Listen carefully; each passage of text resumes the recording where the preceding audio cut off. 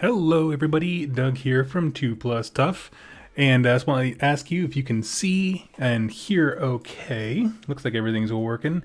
Basically, today I was working on some videos, and I was getting them all ready and kind of plotting out my schedule, and then I looked at the calendar and realized that pretty much tomorrow and Thursday are the only days where it's warm enough for me to prime with my rattle cans for like a bit.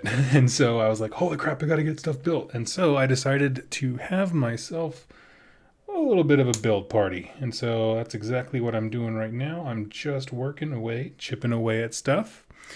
I got a whole bunch of stuff. Right now, this is currently the Indomitus box for 40k, but off to the side here, I got Warcry, I got Necromunda. I got a whole bunch of stuff. There's some Lord of the Rings. So all kinds of stuff going on. And so there's not going to be any like a real format. I'm just going to be chilling and building, answering questions if anybody has them, just hanging out with people. Because quite frankly, I miss hanging out with people. Iowa, the state I'm in right now, pretty much went back into lockdown, and so games are going to be scarce. Yeah, I just miss hanging out with people, as I'm sure many of us feel that way. So I thought this would be a suitable, not alternative, but it'll get me by. Hanging out with cool people always helps. So let's see. Literally the best timing, just got off work. Hey, Spetya, Benny Trade. When did you get Indomitus? Actually, I got it about, when did I get it? This Saturday. It was a local gentleman. And I won't give his name just because I didn't ask if I could, but he was looking to offload the Space Marine half, and I've become rather smitten lately with the Imperial Fists, and so that's exactly what I am building. I wanted to try a yellow army. That's kind of the only thing I'm really working on. I want to try a yellow. That's my thing. So yeah. Wargamer Willie, welcome to Battleline. Oh, buddy, thank you so much. I follow you on Instagram, and it's awesome. I believe that's your same account. Correct me if I'm wrong. It'd be super embarrassing if it's not. But I believe it is. Let's see here. What are you building? I am building some Indomitus stuff. I got... let's see. Random question. I just ordered a Go Trek Mini. Do you think there will be a Felix Mini soon to ever go with it? Honestly, I don't know. I have never read a single one of the Go Trek and Felix novels. I don't understand their level of bro love. Like Turk and JD from Scrubs, the Guy Love song. If you've ever seen the musical episode. Don't get it, but I would imagine, honestly, it sounds, there was a rumor going around for a bit that like if Felix is around, he's probably a Stormcast. That's kind of the only thing I can say. I don't know where that information came from, but that seems to be the consensus I've been hearing. So yeah, maybe that'd be cool. Honestly, they making a special Stormcast model that's supposed to represent Felix is a better reason to make a singular one-off mini than the 10,000 Space Marine lieutenants they've made. I feel like. So, yeah, why not? Okay, let's see. We got this light here. Recommend the Go Trek series. Some of my favorite novels. Okay. I don't know. It's not that I disagree in any way, shape, or form. Like I said, I haven't read the books. I don't know. It's just, you ever get that feeling when all your friends tell you that something is just amazing and unbelievable? Sorry, I needed more light for myself. And it kind of builds up to the point where you're like, well, now I don't want to watch it. Honestly, that's kind of how I got with the Marvel movies. I tapped out at Civil War because people were like, oh my god, and it just kind of kept escalating, and I was like, I'm done. I'm bored. You're boring. And so that's basically how that ended for me. But yeah. So I promise I will check them out. If nothing else, I will at least check out the Go Trek and AOS ones. Still need to get around to doing that. Battle Force Lieutenants was a missed opportunity. Absolutely. Let's see. What do you feel about the new reveal this Saturday? Well, it's called Decadence and Decay, right? So I think we are going to see... it's either going to be... If it's not models, I think we're going to see the next narrative arc that involves Slaanesh in AOS. But, you know, as has been pointed out in multiple places, like the new Slaanesh Warlord that's in... Or not Warlord, General that's in... Shadow and Pain or whatever it is, he triggers things with the Hedonite Immortal keyword, and there are like 3 models that have that. So it would not be crazy to me if they showed some Slaanesh mortals, probably specifically for AOS. That would be my first thought. So it could either be new models, but if it's not new models, then I think it's just going to be kind of like whatever the next step in the narrative arc is going to be. So that would be my thought. What else? And then the other part is Decay, and they've already kind of shown off some of the stuff, but it looks like Death Guard's getting some major love, which I think is good. Honestly, it was strange because at one point I was like, okay, I got these Nurgle dudes. Sure, I'll get into Death Guard, but once they got rid of the... I think it was Dark Imperium was the last set that they had for starter sets.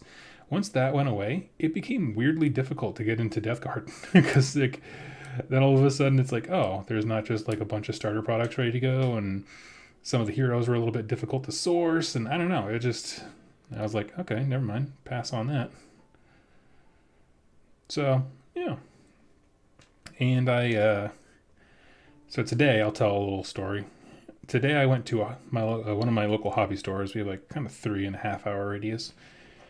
And I went there with the purpose of like, okay, like my shipping plans got botched with my Fletch Eater Courts, and so I have the money back, and I can now buy whatever army I want, right? So I'm like, okay, I'm going to go there, I'm going to get me a model, I'm going to build it up, start painting it up, get excited for the next army project. And then I walk in, and this store has every freaking battle force like from the last 2 years for Age of Sigmar, which means like I just have infinite choice of what I want to do and get in there like really easily. And I was like, all of a sudden I'm like, man, I'm looking at factions I didn't even know, like think that I wanted. Like before I walked into this store, I didn't want to play Stormcast, but now that I see that Evocators that they had from last year, where it's just like all the Evocators and dudes on cats, I'm like, that's a stellar buy.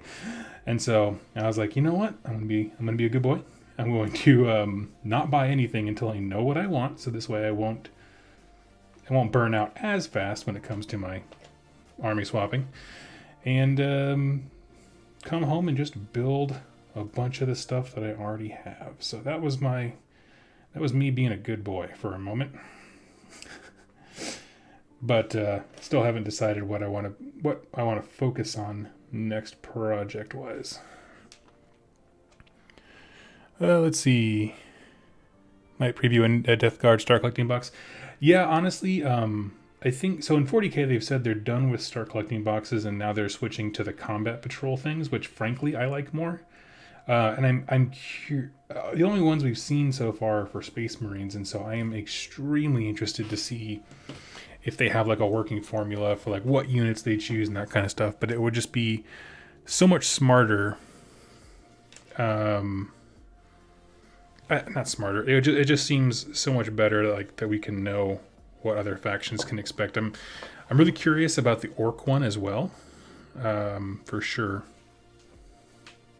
That's still okay. That's another one where I'm like, I could. Not that I want to get into orcs, but it's one where the people are just very curious about what could you possibly put in this box that makes financial sense, but also represents orcs, because them and Tyranids are so like horde based. The difference being that orcs are somewhat supplemented by some newer models, and that's great. But it's like, well, they're not cheap, so it's more about the price point on GW's end. Like, what are they willing to give discounts on, kind of a thing. Man, this guy, I hate push fit models. Can I just say that? Yeah, there we go. Because sometimes it's not even about like pushing it in. It's just you got to get the angle right, and so you just end up like twisting your fingers all up. Jacob Foxy, proud of you. See, Steve, I almost went your direction of just buy them out and then sell it on eBay and flip it. But the thing is like, you know, honestly, if I was in Seattle still, I probably would. But because the store doesn't do anything really to promote online stuff, so it's like, well, if you're not going to sell it, I will sell it for you. But the thing is, I just am getting my hobby space all set up, and I can't handle the clutter quite yet. You know, of just having all these things around that I have no intention of keeping, kind of deal. So I need to not do that. There we go. And there we go. Boop. Nice thing is once you get the slots together, you can just drop them, throw them, chuck them, you know, like you do with all your models. Missed your live streams? Aw, well, hey, I'm here. We're back. Hope to do many, many more now that I'm getting a little more settled. Do you not clip the pins off? Sometimes I do. If they're really obnoxious, I do. Other times I'm like, to be honest, these specific models that I'm building right now, the Blade Guard dudes for 40K, I'm not super in love with. I don't really care. They're probably my least favorite thing in the set, so I'm not uber worried about it. I do, when it comes to, specifically for whatever reason, the Shadespire models, I had nothing but trouble if I don't clip off like the little stands or whatever they are. Okay, way beyond. Great. This guy here, this guy there. Let's see, do you need glue? Do you need it? No, but most of the time I find that I like having a little dash of glue. And this glue bottle is almost empty, so it works out. It's a good way to kill off a bottle, is just to kind of graze some of these things with just a tiny bit. Yeah. So like, it's weird because you might have like 10 pieces that snap together perfectly and you don't need glue at all. And then there's just one that doesn't want to do that. For some reason, like his chest piece, it just popped out a little bit. So I just threw a little glue and popped it back in. But that's an example of that where I'm like, you know what I don't want? I don't want to be like sifting through my minis box trying to find this one stupid guy's like chest piece as I'm packing and moving around stuff. Let's see.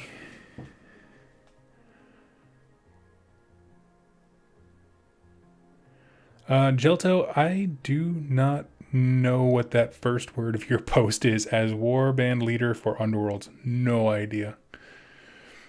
I could see GW releases an Ossiarch Bone Reapers warband. I mean, yeah, why wouldn't they? It's like one of their original, their things, you know. Bone Reapers. I mean, that'd be cool. The only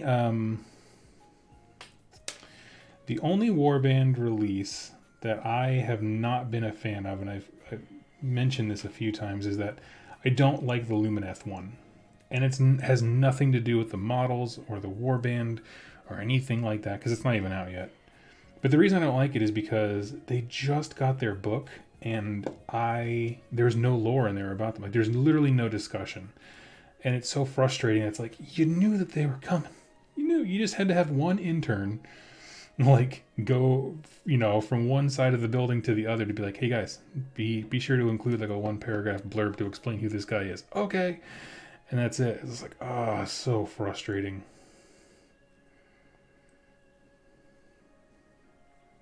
That's it. That's not a huge complaint, you know. Sweet. Okay, Blade Guard vet's done. What am I building? I am building the Space Marines from the Indomitus box. And then I'm going to move on to some Warcry stuff. So yeah.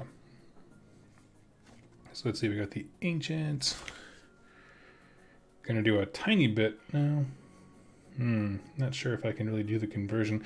So basically there's like an assault squad guy and I have like a power fist one of them can rock, but that seems like it's gonna be difficult to mod it on this specific dude. That's alright.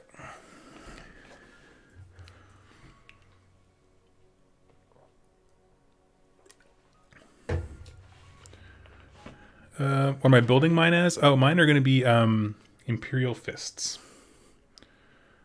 Question, is there any character in all of media who's a bigger jerk than Nagash?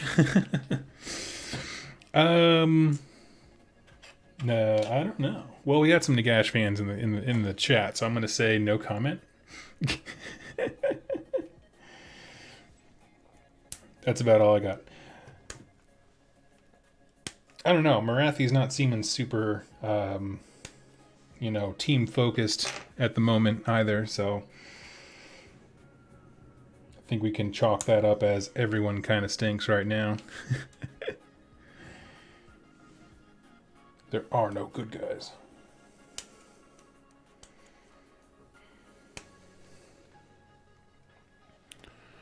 Let's see.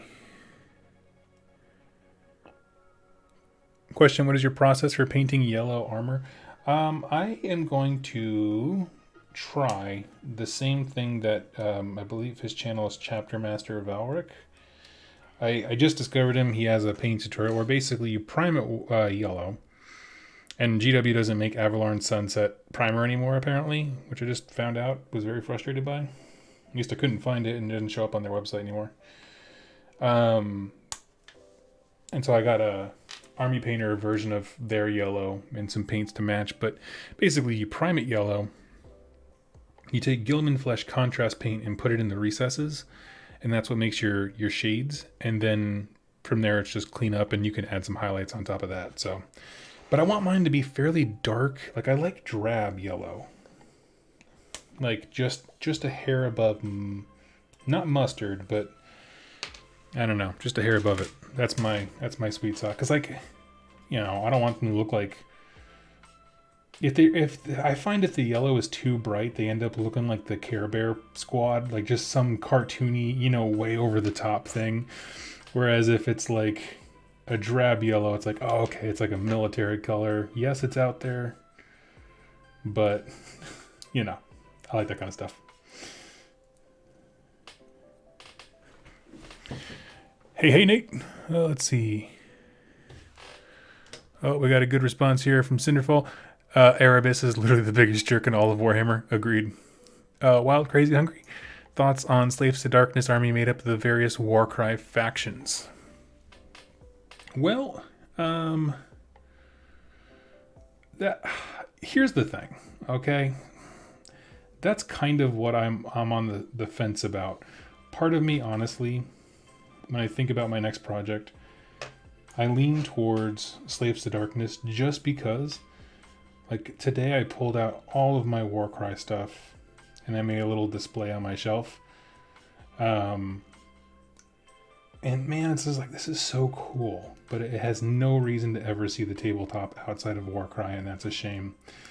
And so that's kind of what I'm thinking about. I'm thinking about like, well, man, what if I just grabbed Slaves to Darkness? I have the rules from the Marathi book that allow them to be battle line, which is massive.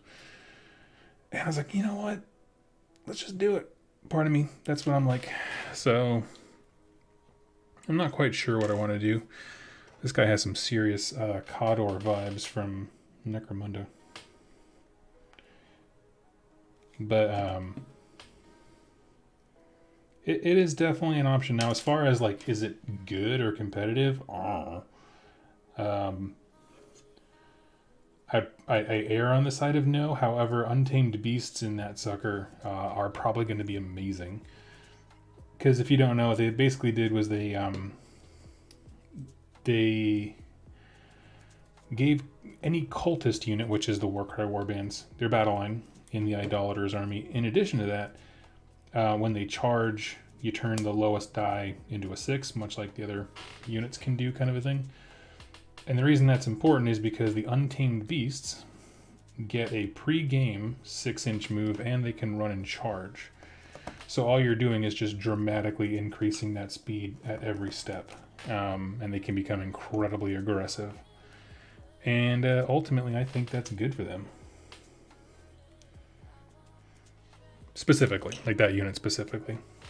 There's other stuff, of course, but... Okay, now I'm going to do these a little bit out of order because I want to get this sprue out of my way. So there's our Assault Marines, there's the bikes, Eradicators, there we go. Let's see. But Doug, is it true yellow if it's not 10 million colors? Yeah, no, I'm trying to avoid that whenever possible. Honestly, yellow's frustrating just because it's so, what's the word I'm looking for? Translucent. You can just see, I don't know, it does take a bajillion layers.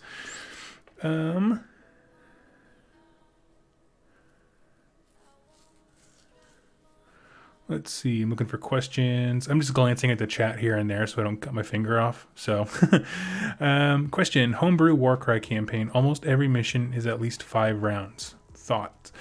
Well, actually, I did a review of Catacombs, and I gotta say that is, it's something I commented on, that it is honestly my favorite freaking part of that, is that all the missions for that are 5 rounds. Like, I agree. I was very frustrated to learn how many of the missions are 3 turns, because it's just like, you can't even get across the board. What are you talking about, 3 turns? And then you have guys coming in on turn 3. It's like, what are they going to do? Nothing. So I thought that specific design choice was a miss when it came to the mission specifically. And the problem is the way that they've designed the product, like with the mission cards and all that kind of stuff, like, it just gets harder and harder to replace and update those things, because now you are invalidating physical purchases that people made. It's just like, why did you do this? Why'd you do it? But, I mean, honestly, like, if the only problem with the product is, just play an extra round, that's still not that bad. Who cares? Let's see. 46 and 45, 46. Gotta say, they did a pretty good job on this with keeping all of the arms and joints and junk pretty close to one another. I don't feel like I've had a ton of times where I'm like scouring multiple sprues trying to find stuff. There was a time where I did feel that way with, I can't remember the kit. Some of the older ones are really rough. 47, 48.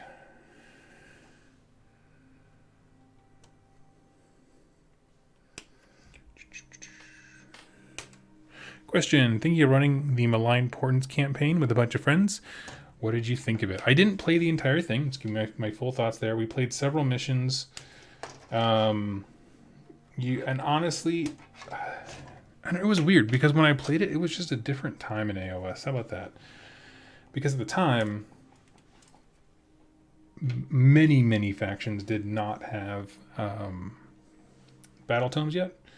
And so the prophecy points and all that kind of stuff, it really did add a way for units that didn't have any of those things to be able to have some extra ability to do things in the game, basically. So it was really important. I'm not sure how important that is now, but I think regardless, it's probably still cool. It's just, you just got to remember, it is just one more thing to keep track of. And if you're not into keeping track of many things, you will not enjoy it. Pretty simple. What else? Yeah, I don't know. I thought it was a supplement that didn't. It got a lot more. I don't know. It just kind of got brushed over, to be honest with you. Not even just by the gaming community, but just by GW themselves. Because they came out with it, and then it was just like, oh, and here's the next thing, and it was just kind of like a drop in the pan. You're like, huh, or a flash in the pan. I mean, and you're just like, okay. So I got this campaign book with like nothing to do with it. Okay, cool.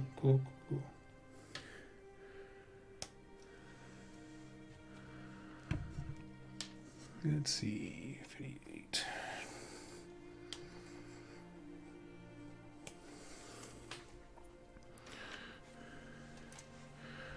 Let's see. Are you going to make a custom chapter for these dudes? No, I'm going to go ahead with Imperial Fists. I like that quite a bit. So question, Doug.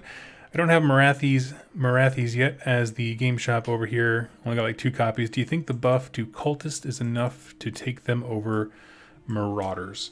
Marauders have a lot going for them. What I will say is if you were using Marauders not as a combat unit, but more just like a general chaff type thing, like just to throw a big horde of dudes up front and just kind of block the way, then I would say yes, they're at least on par. Some of them even do it better, like the Iron Golems have a 4-up save, that kind of stuff, where like there are things that they can do better. I think in terms of straight damage, probably not better, but at least on par, I would say. They at least, I'd say if nothing else, it brings them into the conversation. The problem with the cultists, though, they still have is that they don't have any mark keywords. And so the Marauders themselves can still get buffs from things like the War Shrine and all that kind of business, and like all these really cool things that they just have more tools in the shed because they can take marks. In my opinion, it was a mistake to give them the marks because it makes them too obvious of a choice for way too many things. But, next book, hopefully they'll get rid of those god-awful models. They're so old.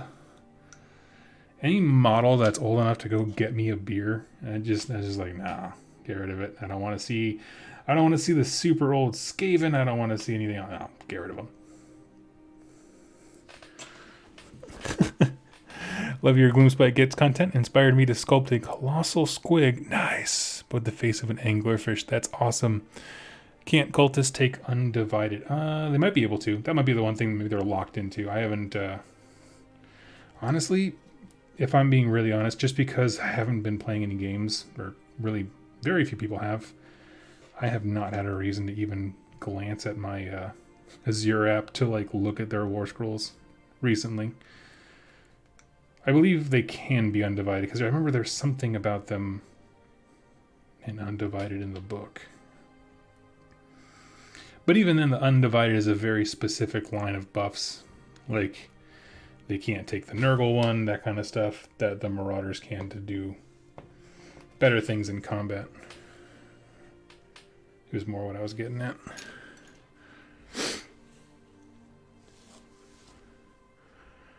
Actually, I got 3 boxes of Shield Maidens from a third party. And no, they can't take undivided. Okay. Thank you all. Yeah, that's the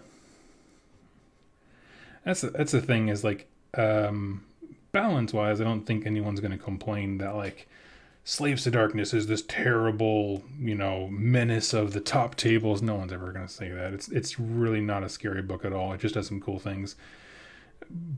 And I don't focus on balance when it comes to like overall game balance, like the balance of Age of Sigmar. For me, balance is more important on the faction level, like internal balance.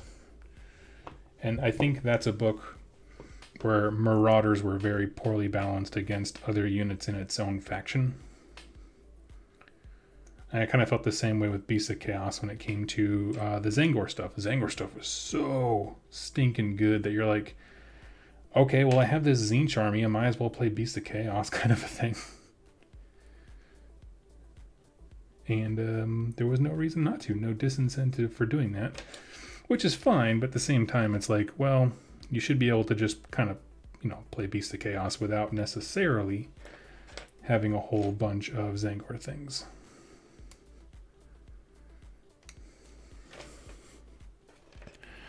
Let's see. They're mortal slaves to darkness. They can take buffs from the rest of the army. Yeah. I mean, I was talking specifically about things like that call out keywords. And the fact that the Marauders can and they can't is an instant advantage. But yes, they are slaves to darkness.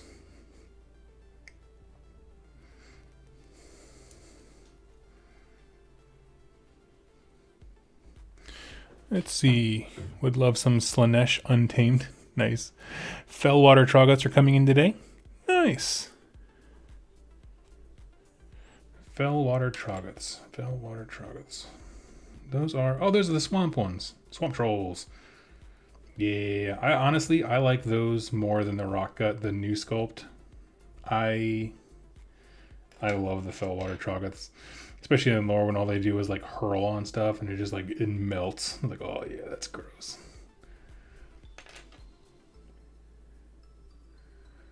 The grosser, the better. All right, let's start snapping these suckers together. Just picked up a bunch of paint for next commission project. Don't ask how much I've spent. Oh my gosh, I know paints are ridiculous. Certainly can be.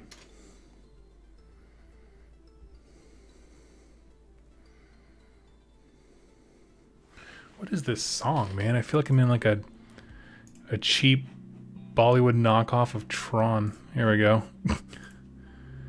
All right, there we go.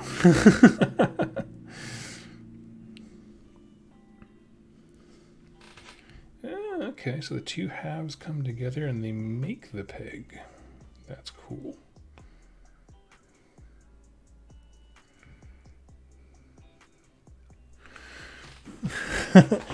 Let's see. Question: how do you feel about someone making a red-skinned Ironjawz war clan? Would it be possible lore-wise? I gonna throw my cards on the table and say I believe that the reason they blew up the old world was because they wanted to create a place of infinite possibilities.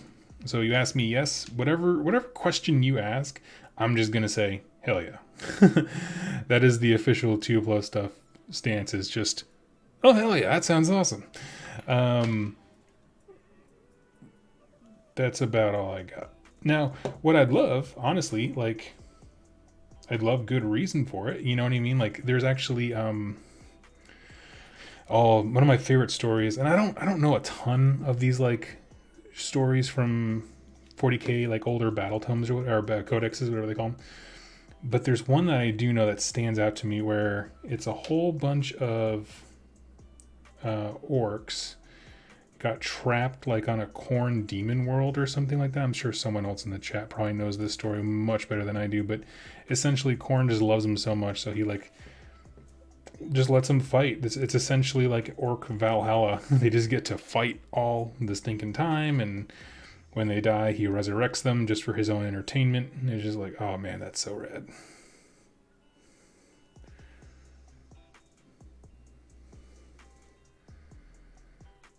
This whole torso is giving me trouble. This is why I don't trust push fit things.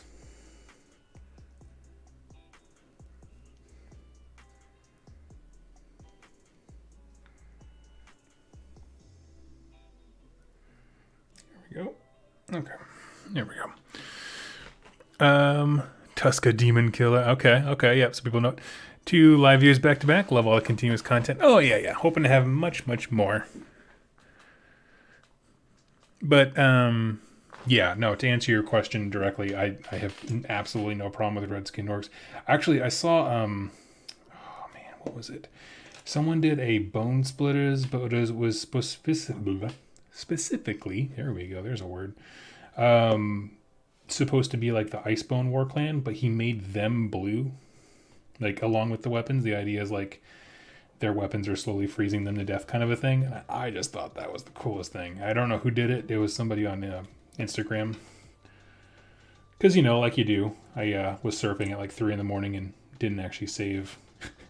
Didn't save who it was, of course.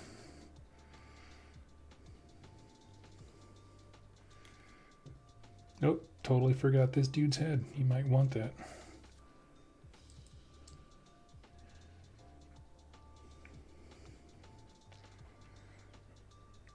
Corn can't take it if I don't got it. That's it, said the soon-to-die Marine as he decapitates himself. All right.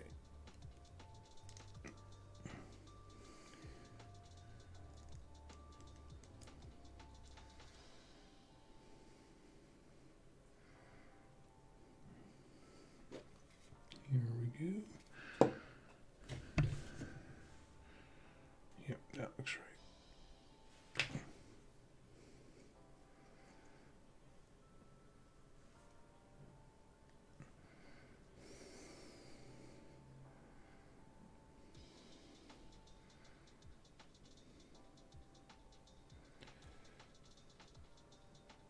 Give me one sec. Sorry, I'm going a little quiet there. Just got to hold this real quick while it dries out. Question, do you have any list ideas for idolaters yet? I'm thinking 40 Splintered Fang and a War Shrine, if it can take command traits. You know, man, Alex, that's exactly, I was thinking about those guys. Man, the idolaters. So I was at the game store today, and they actually had the Rokhar Garish, whatever his name is, like standing there on the shelf, like the actual box with like 3 chariots. And I just kind of stood there and stared at it for a while. I was like, you know, I got like 15 or 20 Chaos Knights that I haven't painted yet. I could just have a whole chariot mobile army and just be set. And I was like, oh man, that sounds awesome. But no, I haven't really come up with like a specific army list yet. I really haven't been playing around with the list building too much.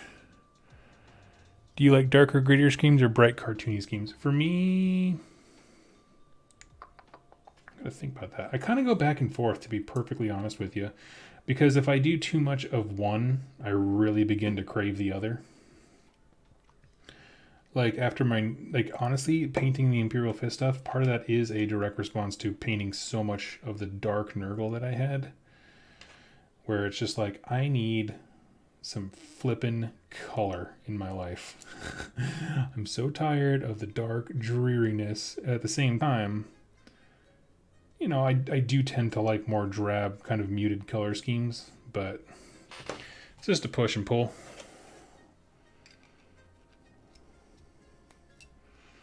Okay, what are these guys called? Eradicators.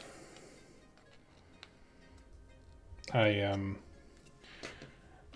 was thinking to myself, like, man, what if I got another Stormcast army? That'd be round 3 on Stormcast. It would be a totally different Storm host.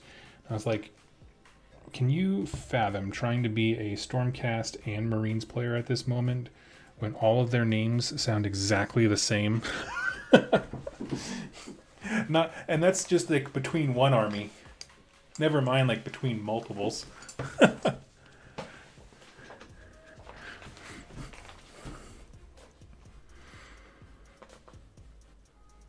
Let's see.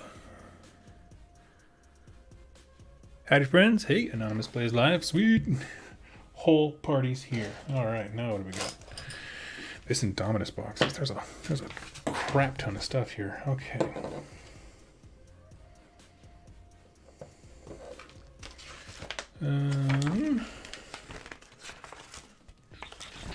Okay, we're gonna go with the inners. Okay, the nice thing is these guys go together pretty quick. As long as it has Tors in the name, you'll figure it out exactly, yes.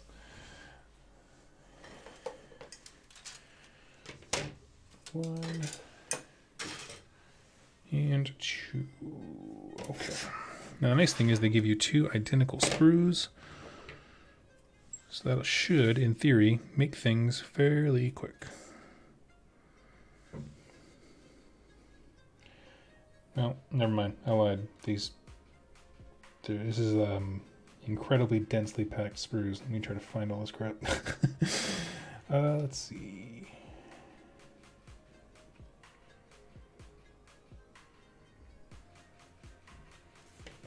There we go. Hey, I heard you were building fists. Yes, I am. Yep. That is the plan anyway. I wanted to do something bright. One of my things on my, hobby bucket list, I guess, call it that, was I've always wanted to do a yellow army. I've always wanted to kind of push myself in that way.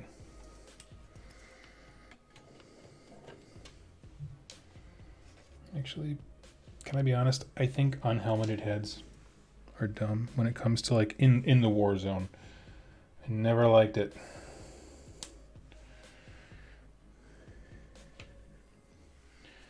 Okay, so with that, A3. Man, these things really are spread everywhere. Okay, here we go.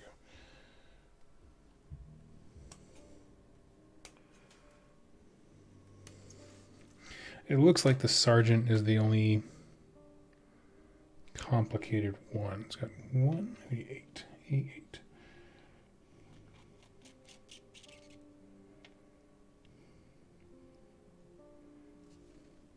Oh, okay.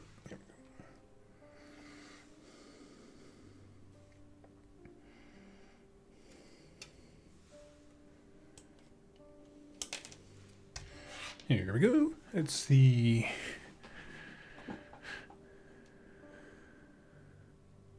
building Bloodwreck Shrine for a painting competition, and it honestly terrifies me the amount of details on that model. Yep. Wargamer Willie, just gotta say, thank you so much. You're a boss. Oh, thank you so much. Number one goal is adding straight positivity. Absolutely. That is absolutely the goal.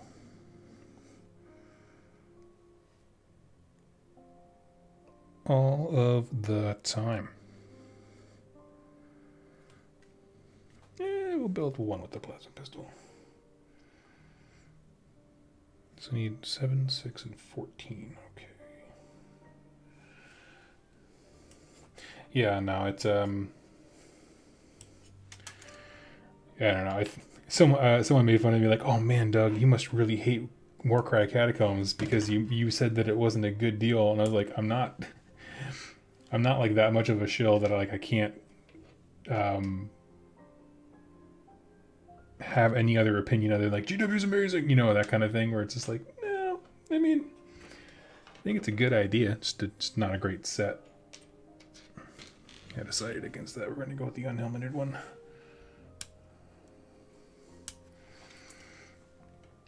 Here we go, and A6. There we go.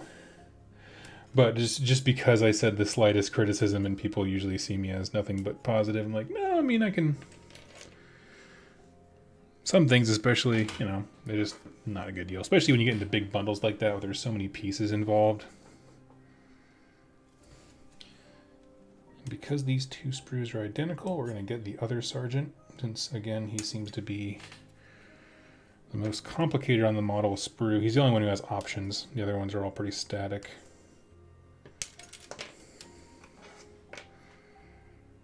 Like I said, if you're super not into Space Marines, I apologize. We'll be moving on here shortly. Once I get this box set built, I got, like I said, a bunch of Warcry stuff. Tomorrow's or Wednesday, I think, is the last good day I have locally to prime things. So I gotta get this done. So that I can, you know, pretend to do hobby progress all throughout the rest of winter, that kind of stuff. Yeah, the Warcry is hot garbage. Yeah, no. I love it. Honestly, I was so thrilled. It's so funny, when I moved here, I was asking like, hey, what do you guys play? Like, I want to get involved, and there's a lot of 40k players, like straight up. And that's cool. And that's honestly, it was a good impetus for me to, like, you know, dip my toe back in, because quite frankly, like, the new codexes they have are much, much more interesting and fun. The Spooky Mage, he's being facetious. He has a channel where he does a bunch of Warcry stuff. You're good. It's a great game. Actually, let me just knock these two out real quick. So, I was like, you know, what do you guys play? And since I got here, I've seen more people playing Underworlds and Warcry, and yeah, there's 40k. There's not a lot of... I haven't seen many people talking about, like, full Age of Sigmar, which is fine, because honestly, I love the universe they created. But the amount of time it takes for a full game of AOS is draining to me, if I'm super honest. And so, like, I always want to have an army. So, like, I am going to do an army project because I like painting in projects. But it's not a matter of, like, I'm not desperately urgent to get together my next faction. I'm like, I can wait for the holiday bundles when prices are at their best, or I can kind of take my time deciding what I want. So that feels nice. because I don't know. The only one of the side games, skirmish style games, I'm not 100% sold on is Underworlds. So we'll see if Dire Chasm makes it easy to jump into, that kind of stuff. Hail Hydra coming in hot. Doug, can you help me out, please? I got Indominus, but don't know what I'm so sorry. Successor chapter to paint. I don't fancy painting any of the first founding. My friend, I mean, this is that you are probably the first person to ask a 40K question. Absolutely, love to help. Let me ask you this. What do you want? Let's talk about this not so much as Space Marines, because if you pick your own chapter and you go with your own color scheme, you can play them as whatever, right? Like, who cares? So not even worrying about, chapters and all that kind of stuff. Forget all that. Let me ask you, is there a color you like painting? Or are you new to painting? Those are, I think, more important questions to ask, simply because I think that'll give us a direction. Like for me, I chose Imperial Fists for two reasons. One, they are Codex compliant, meaning I can tell you exactly what squad down to the markings on their knee pad, like everything, every detail of these guys, I can tell you exactly what they are. And I like that. I want, coming off of my Nurgle army where everything was very gross and all over the place. And even though it was coherent as a scheme, it wasn't uniform. Every guy looked a little bit different and all kind of disheveled and gross. Whereas this, I wanted to try a project where it's like, I am painting the Imperial Fists 3rd Company. And that's it. That's my plan. So it kind of dictates my scheme. Whereas if you're somebody who's like, you're thinking about color scheme first, it would go a long way to kind of give us a direction there. So, Doug, please learn to love Underworlds. Oh man, I'm going to keep playing it. I promise. Because that's the thing. I bought the game. I'm going to play the online version to death because why not? I already bought it. And I like aspects of it. It's more just, I don't know. I'm just not a list builder guy. But it does get easier because there are more and more resources online every month, I guess, of people who build these outrageously cool websites that are just out there just to help people. Because there's a lot of folks like me who are like, this seems cool, but also overwhelming. And I listen to podcasts. I tried, honestly, if I ever want to learn anything in my adult life, the first thing I do is find a podcast about it. I don't know if anybody else does that. But because you just got to get, sometimes you just got to get seeped into what that community is about, and they're just rattling off all these different card combinations. I'm like, I don't know what the heck you guys are talking about. I don't know what's going on. I am lost. I need an adult. I'm not a super new painter, but I'm not very good. Okay, no problems. Well, I would say honestly, look at the first foundings. Give me some direction here to help you because I really want to. It just really depends on what colors you're comfortable with. So is there any color at all that even kind of catches your attention? Forget about, it's not like Blood Angels have a trademark on the color red. You can paint it whatever you want red. Oh, I forgot their backpacks. Which number do they use? They use 14. Okay. So that would be my first thought. Pedro is the best chapter master. Okay. That would be my first question, because we need some direction, because just saying a scheme is not easy. So I'd say pick your favorite color. And we'll help you from there. Honestly, my favorite color, when done well, is gray. I really like a good gray looking army, which is funny because, I'll spend 12 hours painting a unit and it'll look like gray plastic. Of course it won't look like gray plastic. It'll have all different kinds of shadings. It just feels funny spending that much time priming and building up color and that kind of stuff to go from gray plastic to a gray army. Ah, here he is.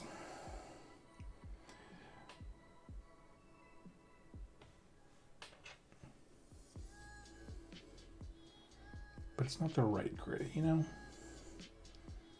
That's what's important. You gotta get the right kind of gray. I'd like to try a scheme with more than one color. Not white, though.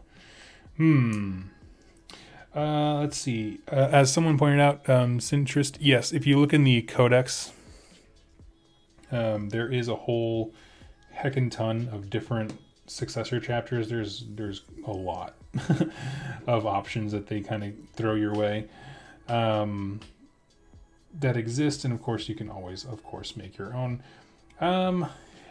schemes with more than one color. Are you interested in kind of like the checkered pattern ones where it's like the left arm and right leg is one color and the reverse is the opposite color kind of a thing?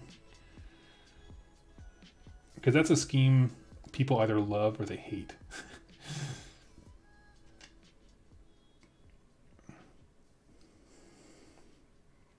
Like, I've never met anybody who felt neutral about it. They're just like, that is the ugliest daggum thing ever. Or it looks amazing.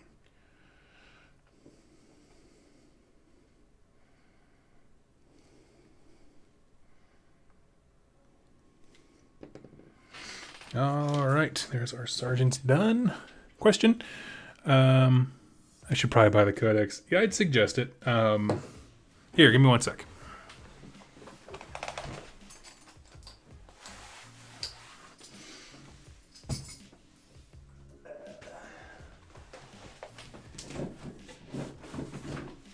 Okay. Let's see here. Oh, no, I passed it. Tell you what, this is like the meatiest book. Okay, so the book does a few things. One, you've got the Howling Griffins. That's the ones I was thinking of. So if you look, I know that my light is not super helpful, and I apologize, but I don't have any way to make it better right now. That's like a quartered scheme is what I was thinking in my head. Couldn't remember the name of the chapter. So these are all successor chapters, technically, of the Ultramarines. Again, it doesn't matter. They're success. Just take whatever you want. Honestly, only the most diehard nerds would ever know that kind of stuff. So, where's it at? There was a whole... Somewhere there was a whole slew of them. Hold on. It's easier when I'm not like right inside the...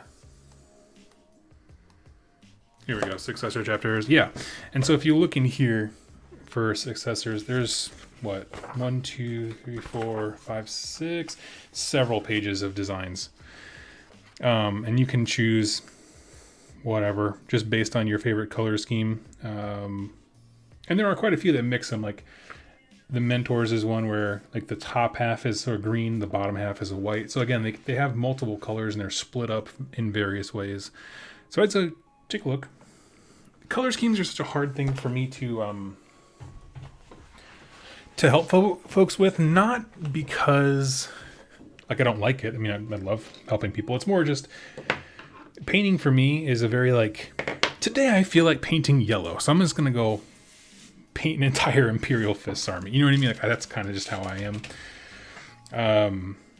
Whereas I know some folks, like, they get into more kind of a project mindset of like, I want to build lore for this entire thing and have a background and that kind of stuff, which is awesome. It's just, I want to make sure I don't assume people think my way. Okay, looking for A10 for a helmet. Here we go. And for these next ones, just because they are identical, I'm just going to do them in perfect sync. We've got 4.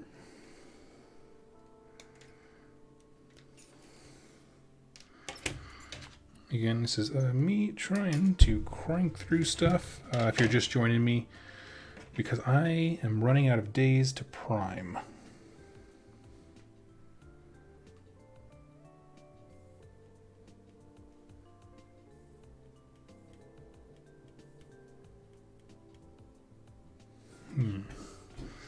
Oh, I see. I see.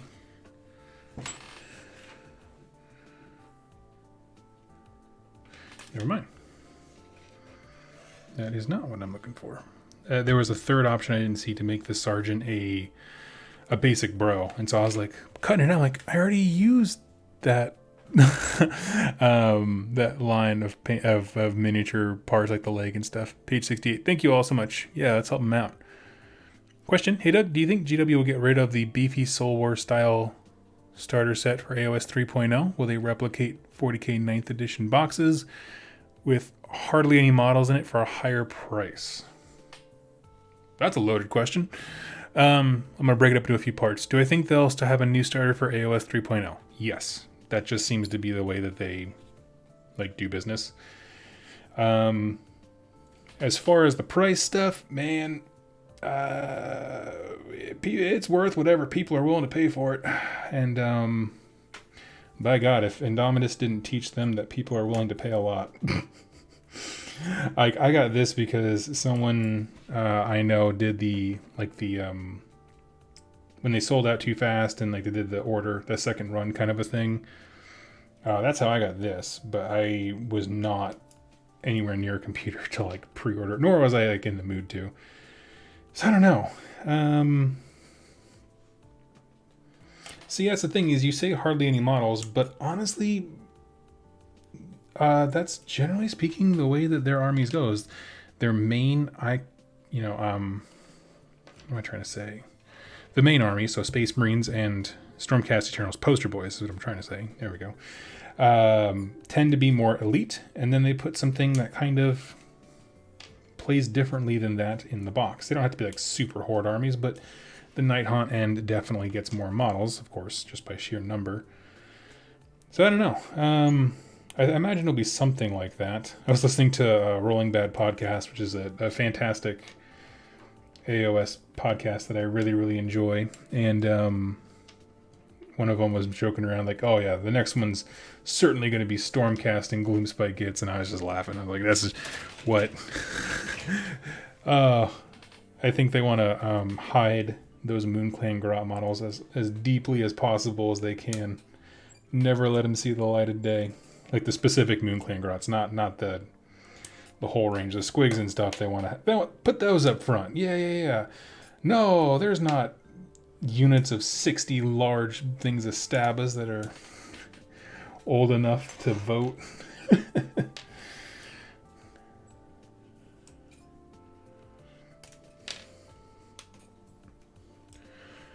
Let's see. Stormcast and X. What armies do you think are going to be in there? It kind of depends on a few things. So I can't imagine that the new starter set will be out until mid to late next year, maybe July. It'll be a bit. Just because they have so much going on with 40k and the way that 2020 wrecked. It just set a lot of calendars back in terms of what companies can and are willing to do. 15, 16, let's see here. Here we go. So I think it's pretty safe bet. It's not going to be anytime super soon. And so, if it was closer to 3.0 coming out, I'd be like, oh, maybe it's Hedonites, a mortal Slanesh army, that kind of stuff. But it's so far away. I don't know. And it seems like Hedonites are much closer. So I'm not quite sure. I'd love it, honestly, if it was... To be honest, I'd love it if it was in support of an existing faction. I don't want a new army. I want some of the ones that already exist to get more love. Because if they did anything like Stormcast and Skaven or something like that, where, they're just clearing out those super old sculpts, get them out of there. That's my official stance on Skaven models. Get them out of there. Stop making those super old things. Give us something new. 15, 16.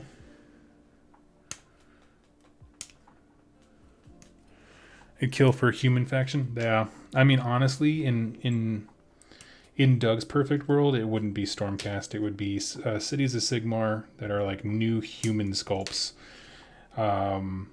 with an enemy. Honestly, what's a more elite enemy?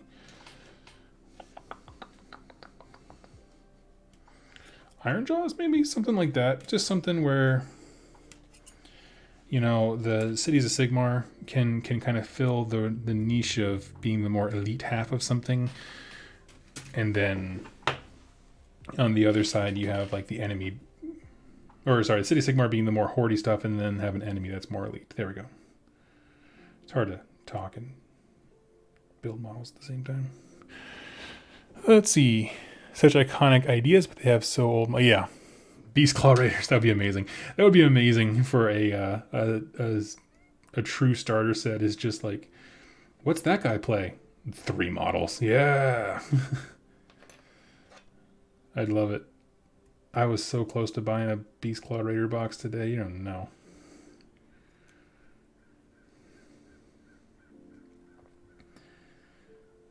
I think actually, you know, the more I think about it, I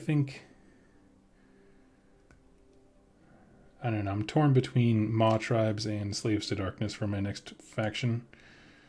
Not because I've lost interest in the Flesh Eaters, it's just, once I pulled everything out that I own today, I was just looking at it all, I'm like, well, Slaves to Darkness would allow me to use so much of what I own because I have a lot of Warcry stuff.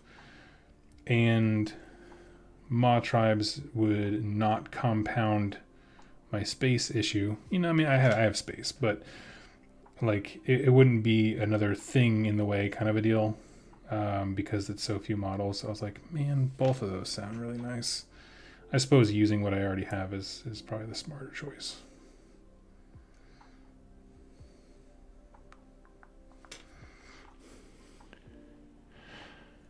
That ogre box has me thirsty for big boys.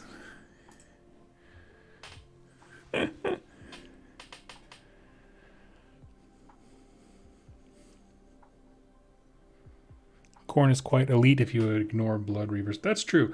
Honestly, so one of my parting gifts as I left Seattle. So a while ago, Jack gave me a whole, I mean, it's like well over 100 Blood Reavers. And he's like, hey, can you throw these online for me? And I just never got around to it. And at some point he said, hey, you can just hold on to those. I really just don't want them back. I just want them gone. And so now, not only do I have, you know, all this chaos stuff, but then I also have over 100 Blood Reavers in my closet. And I'm like, what in the heck am I ever going to do with this? Like, so, I mean, so for that reason alone, Blades of Khorne is definitely on the table of just like, what am I going to do with these guys? This is insanity. It's all Jack's fault.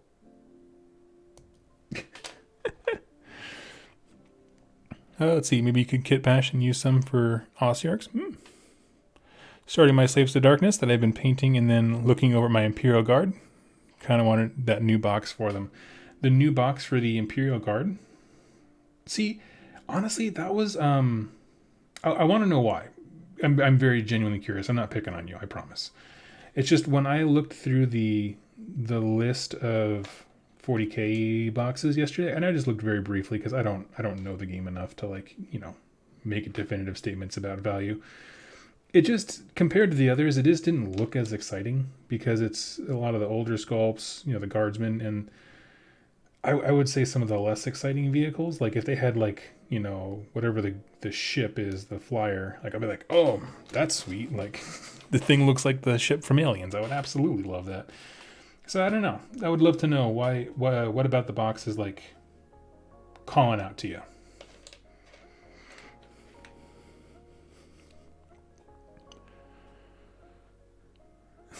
I have Stormcast, Dwarves, Lizardmen, and High Elves sitting around. Don't make me buy Ogre Maw Tribes just to join the heap. Yeah. I am the bane of many wallets. if my comment section is to be believed. That should, oh man, you know what? There we go. I should make a tongue-in-cheek Slaves to Darkness army. Chaos Lord Doug, Wallet Bane.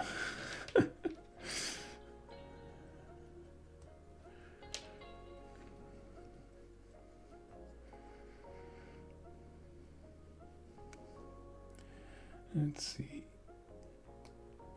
Okay, and since to feel you on that, my army is going to be more what I want to do. Yeah. If I had a Valkyrie, I would have already bought it. I just love big blobs of infantry. That's a totally valid reason, honestly. My thing, okay, here's my love-hate relationship with infantry, right? So we're talking about those 100 whatever Blood Reavers I have.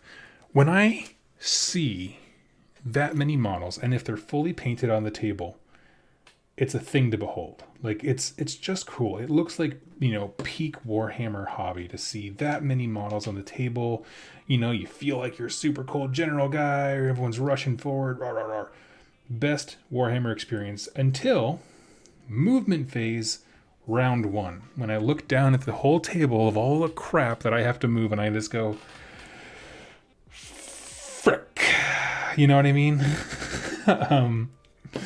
And that's always been my problem. Is just I love the way Horde armies look until I have to actually move them.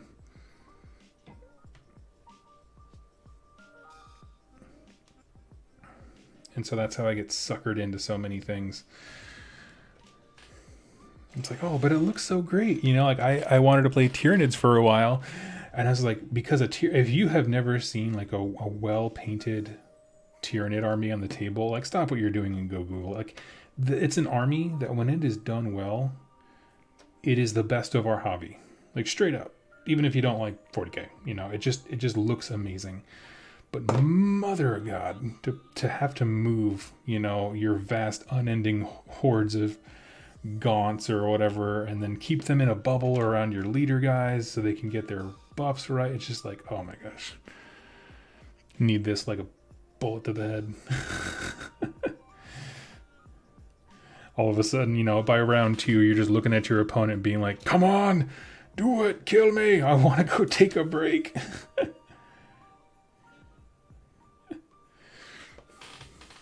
Let's see. Oh, those APOC movement trays. That's a good idea.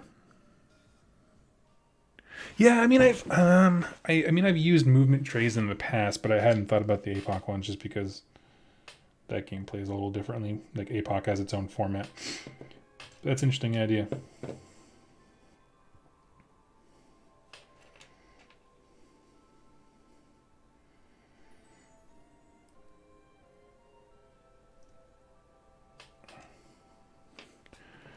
Ironjaws made me so happy because I don't need 100 orcs. Yep, and honestly, that's the best part of Ironjaws. It's like they said, what's everyone's common complaint about orcs? Spending 2 hours packing up your models. Right. Let's just address that one issue. And I think that'll be unique enough to make an entire army. And that's pretty much exactly what they did. Because it does all the stuff that orc players like, right? You run forward, you punch stuff in the face, you do all the orky things. But you don't have to go to a chiropractor every game. Because you tore your back out. Let's see. Brother Doug, thank you for your hard work on Marathi Broken Realms. Also, which chapter of Space Marines are you thinking of playing? Oh, hello. Yeah, I'm doing Imperial Fists. I'm still working on my specific, paint scheme thing. Like, it's going to be Codex compliant, but I meant, how I'm going to achieve that color. I'm basically just going to copy, other better YouTubers and take their advice. People who put great tutorials up online. We'll see. Once I get used to painting yellow, I'll be able to be a little more innovative on my own. But in the beginning, it's good to just follow and learn. That said, I do love Bone Splitters. I will say, between if they weren't part of the same book, like if I had to choose between Ironjaws and Bone Splitters separately again, Bone Splitters win every day because I love the randomness, and that's something I think the game gained so much more than it lost when it made the switch from Fantasy Battles to Sigmar. But one of the things I do miss, and this goes for 40k as well, from their change from 7th and on, I just love randomness. Like, I just love crazy charts of just like, hey, roll on this random chart. Something super dumb is about to happen. Like, I love that stuff. I live for it. I was playing, well, they didn't have it for the longest time in AOS, but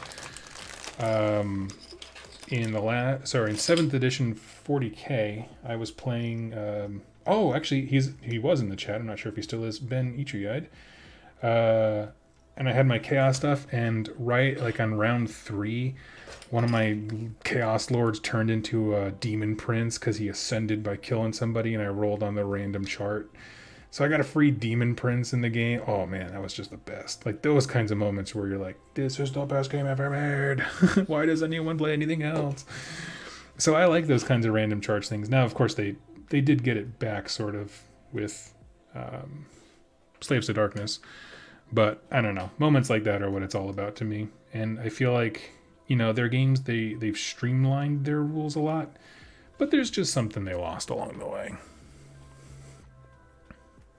Reminds me of Animosity from Orcs and Goblins. Exactly. Yes. If you don't know, so if you guys weren't around, basically there used to be like is it Animosity table? Is that what the whole thing was called? But basically, if you have Orcs and Goblins next to each other, even though they're in the same army, there is a chance when you go to charge that like the Orcs or Goblins will basically be like, you know what? We don't need to beat the enemy. Why don't we just beat up the Orcs right here and show them we're stronger?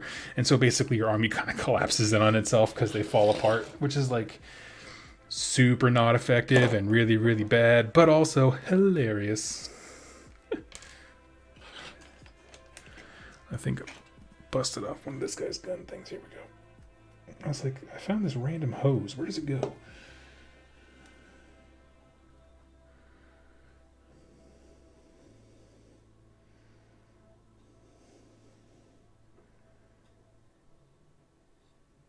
Mm-hmm. I'm here for that kind of stuff. Classic Orcs and Goblins had that test. Yep. Thankfully, Black Orcs didn't have those problems. Yeah, they were focused enough.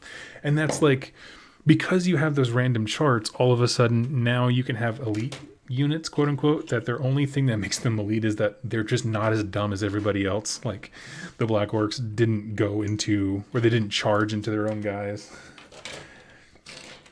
I love it. Is this for Kill Team or 40k? Technically both, but more for 40k. So I have the Indomitus set as well as the Space Wolves thing. And this unit specifically is a slog, but I'm getting near done, and then I'll be able to... What will I be able to do? Then I'll just have the bikes left, and that'll go quick because there's only 3 of them. Then I got some Warcry.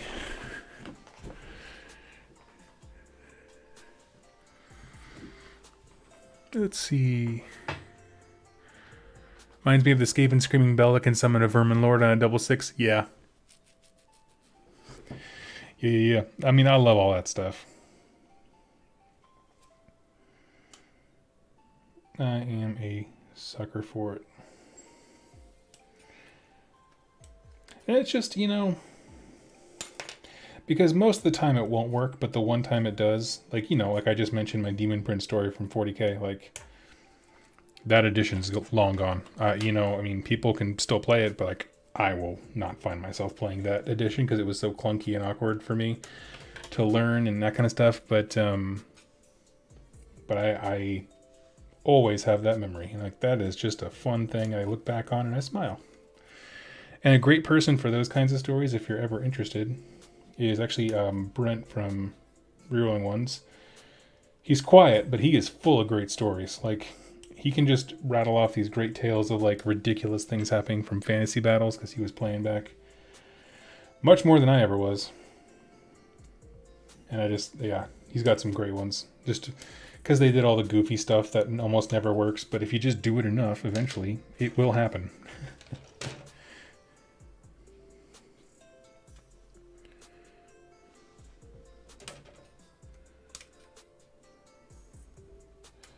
What they used to have the warp storm table for demons, where basically like things were going crazy around you with magic and that kind of stuff, and it would just affect whatever the demons did on the table. That was a cool time.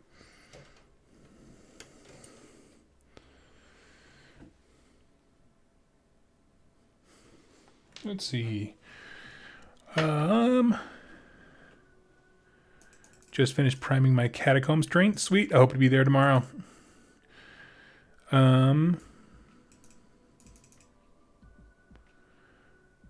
7th edition was a mess. Yes, it was. It was quite a mess. And, it was a fun one. I still had good times, but it was very difficult, I would say, to honestly, like, if I was not already into Warhammer, I would have never picked it up. But, I was. So I did. Plus, it's back when Chaos Space Marines were the coolest. They still are. Let's see. Braun. Hello from Ukraine. Hello. I want to introduce my girlfriend to Warcry. New box or old box better?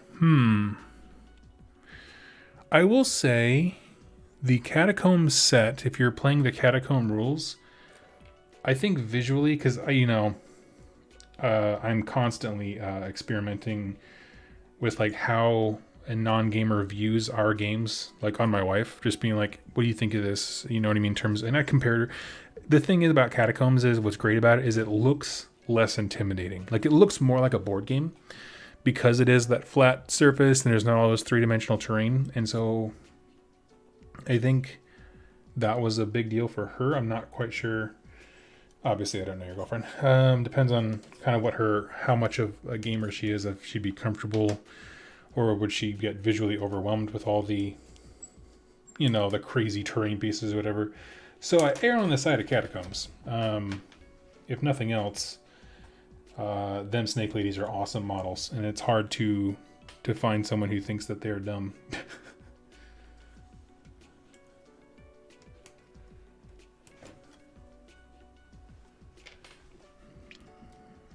39. We got 38 and 37. One day, there's going to be a left-handed Space Marine, and we're not going to know what to do with ourselves.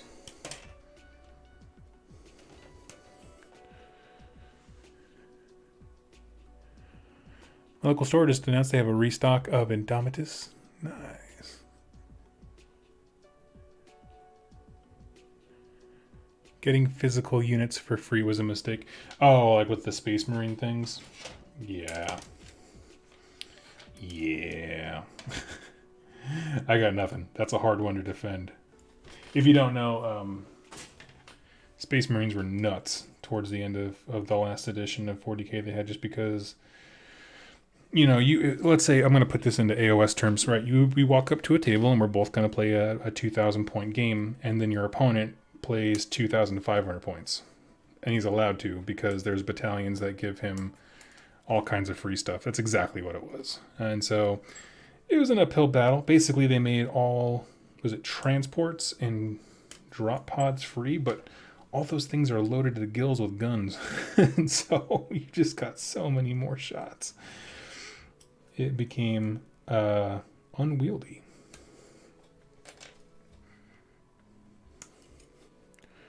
To be honest, the warbands being mostly lame in AOS helped me ignore them at all. Yeah, it's funny when, for the most part, they're not super exciting in AOS, but when they're good, they're like amazing, and I love it. I think the Beastman one is still stellar.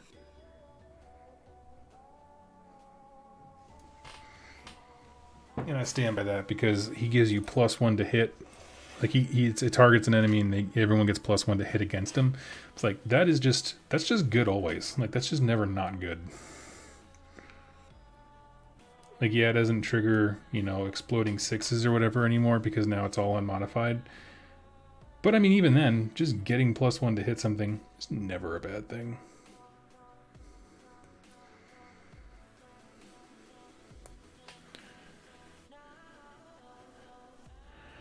Let's see.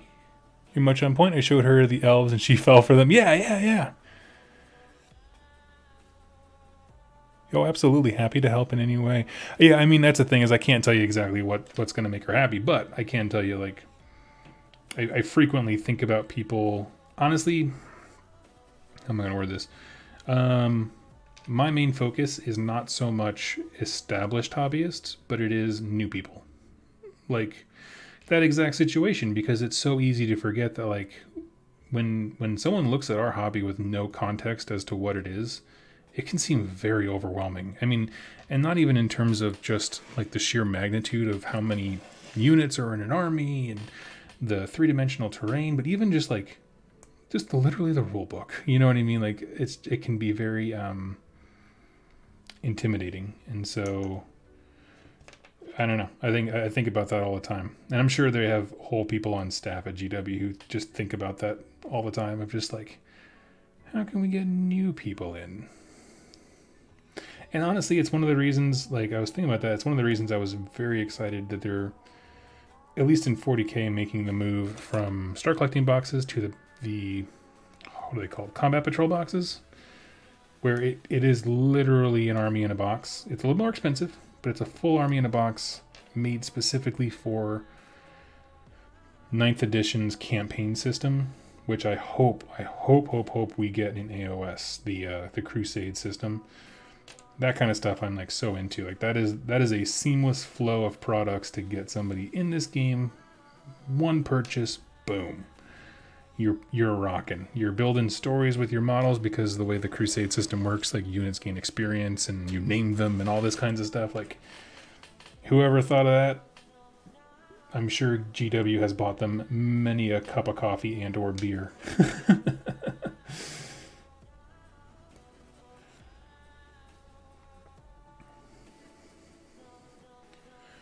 Let's see.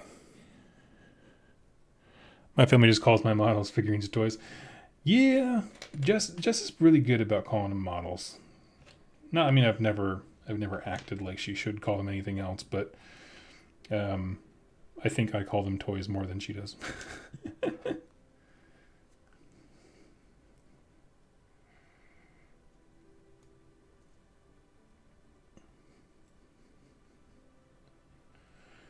You know, I mean, she's got her own things. Like there's, you know, for all the times we think that our community might be full of drama or tension or outrage or nerd rage, my God, you look at some quilters, like in the quilting community, like, you know, where it's they're all the same. People are the same no matter what their hobby is. It's so funny. My wife really loves to crochet and that kind of stuff, and like it's a whole little world.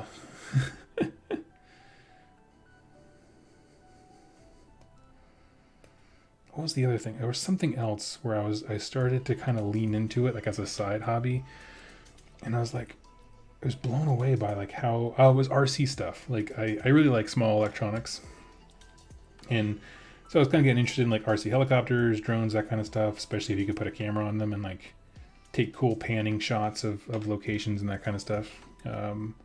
More when we were out in Seattle, because there's like nice mountain ranges and that kind of stuff. But my God, you've never seen. Well, I guess you have. We're in this hobby, so you know, same thing. It just applies of just grown people arguing about nothing, dumb stuff.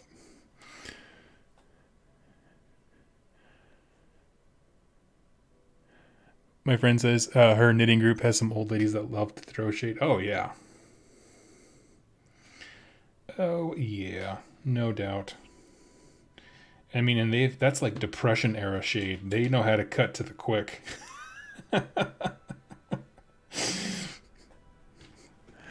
Oh man.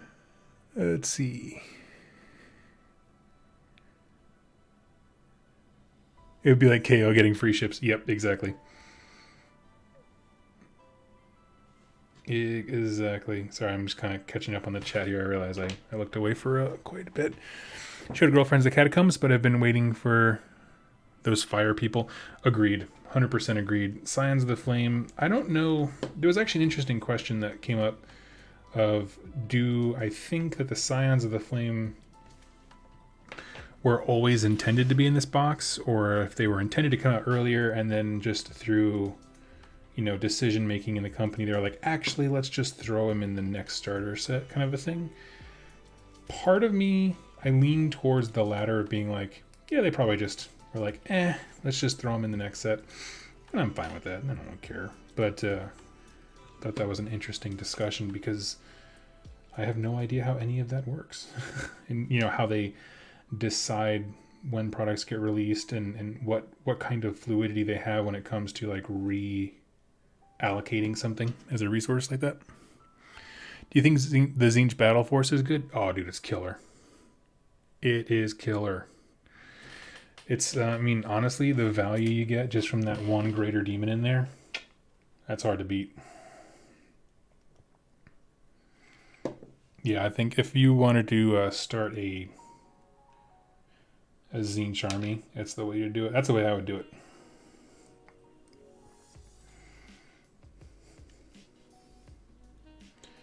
There's debatable use about the... there's debatable merit, I guess I should say, to the Arcanites, like the mortal dudes.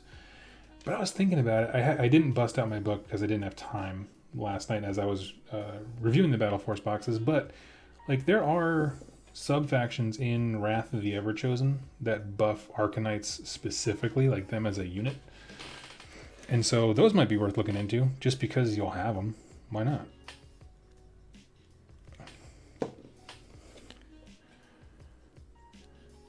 How many Tzeentch boxes to buy?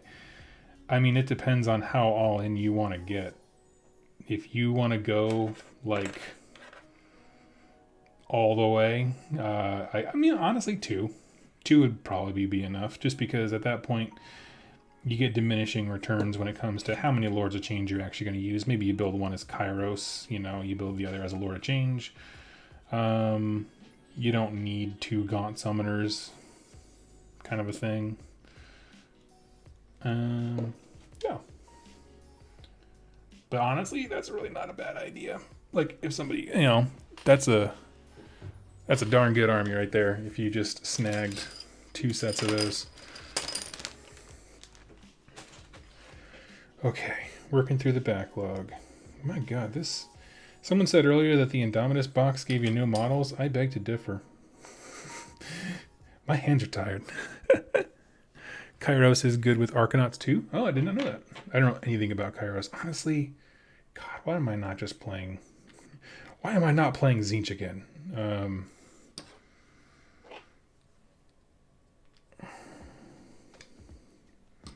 Here we go. Got a whole bunch of assault intercessors and everything else. Now, all that's left are the bikes. Let me just get those.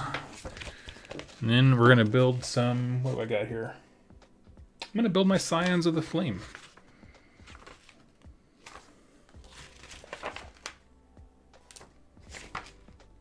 Yeah, there's to it. Well, there's not a lot of pieces to these guys. This should go pretty quick. Imperial Fist Third Company. Oh man, Spezia bonus points for paying attention. The Third Company specifically. If you go Slaves to Darkness, expanding is not hard. That is true. It is true. Honestly, I should, you know, I was thinking about it. I should do Slaves to Darkness first, and then if I ever want to sell it, the thing is, so many of the models I have are wrapped up in Warcry that I don't want to get rid of, that I could just put that very small Slaves to Darkness specific stuff to the side and just always have a Slaves army in the background. I think that's what I'm going to do. Once I'm done hemming and hawing about it.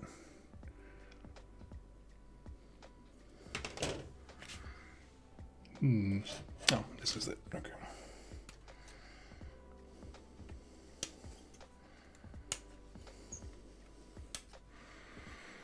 Slightly biased, because if you want to build a Slaves army, I'm painting them after I finish these. Oh, build a slave. Okay, yeah. Hey, you know what? Everyone's biased. Anyone who's ever suggested to me, hey, Doug, you should build blank, is always because they secretly want to buy it off of me once I'm done, so I don't feel bad.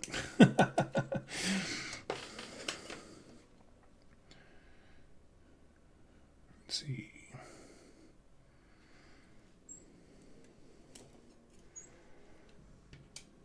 Weird. The wheels are all like scattered. Very strange.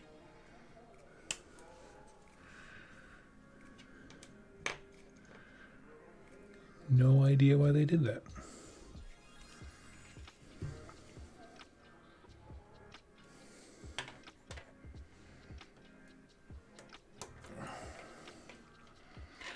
Got 29, 30, 31. Okay, you know what? I'm going to retract my compliments about the sprues here because these guys are a hot mess. They are all over the place.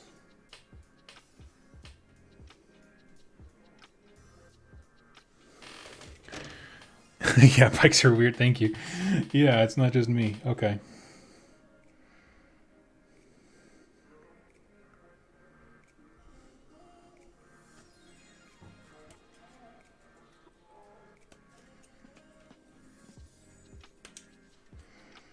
That and 29.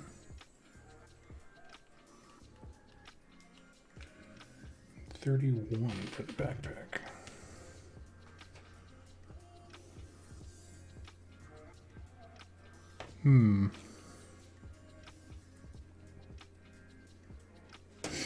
All right.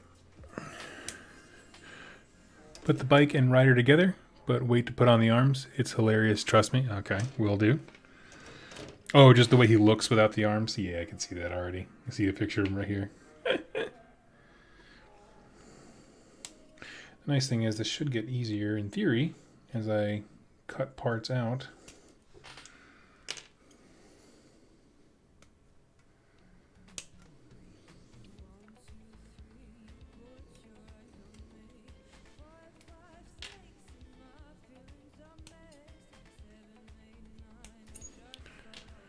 Let's see. Those bikes are terrible. Oh, the gap is hard to cover. Okay, well, good thing I'm not like super into bikes.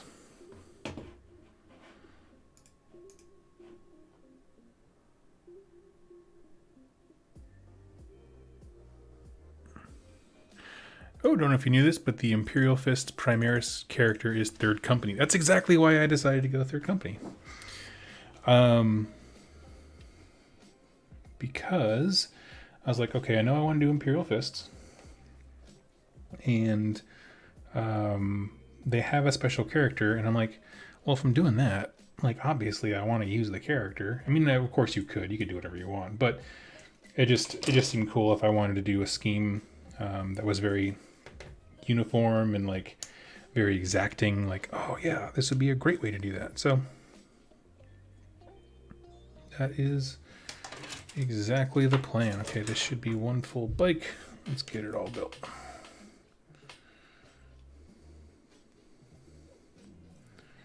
And I'm just being a total savage and just hacking at this thing with a hobby knife because I don't really care about the bikes too much, but I want to have an option.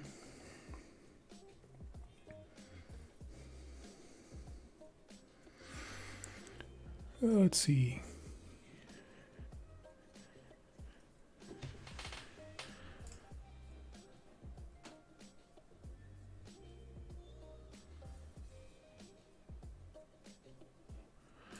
Let's see. Can't believe they released the bikes as a standard kit. I was sure. Oh, the new bikes. The bike kit is just this. Is that right? Make sure I read that correct. Whiskey Tango. Yeah. Is it the bike specific box just a reprint of the Indomitus ones? It's not a full. Because that would be weird. If nothing else, I mean, it would help them sell upgrade sprues for various chapters. If you did a Chaos Space Marine army, what legion would you choose from? I'm torn between Thousand Suns and Night Lords. For me, honestly, I think I would go Word Bearers. I like the Word Bearers quite a bit. Honestly, I like 40k more than I let on, if I'm super honest with you. I remember it was my real introduction into Warhammer with, what was the game? Not Total War. Oh, the real-time strategy one, it's on my homepage, and I just don't have the impetus to go look. But Dawn of War, there we go. Dawn of War. And that's when I first really started learning about 40k lore, and I was like just super fascinated by it. I guess it was the first, like I had been introduced to Star Wars, but never like the whole backlog of like the whole fantasy universe around it, more just the movies. And for that reason, 40k was really my first like fantasy, it's space fantasy, but it's fantasy universe or fantastical universe that I really ever went into, and I was like, this is just amazing. And then Star Wars came later because I was a huge fan of the website Wikipedia, which is the Wikipedia for Star Wars. Why? Because I didn't have a girlfriend in high school, and that fact about me didn't help. Okay, let's see. Turns out ladies aren't super into the Wikipedia guy. Weird, I know.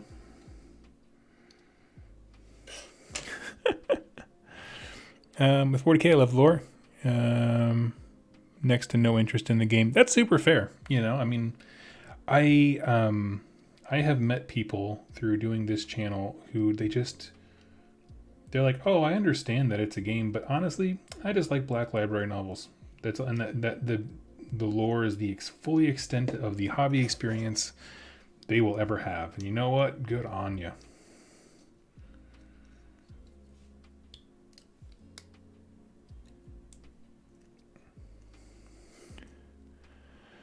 Hi, Kari. I believe it's pronounced Kari. Carrie. I don't know how to say that. Dawn of War. Thank you. T-Suns has at least its own unique sculpts. It's true. It's true. That's a good point for 1,000 Suns. But the thing is, like, I really love... Oh, yeah, I totally forgot to get the sides of the bike off this brew. Dingus. What was he got? 35 and 36.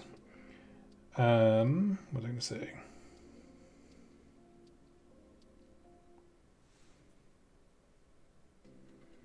Here's 36. Okay, there he is. Sorry. Again, this specific dude is spread across 2 sprues, and it's very annoying.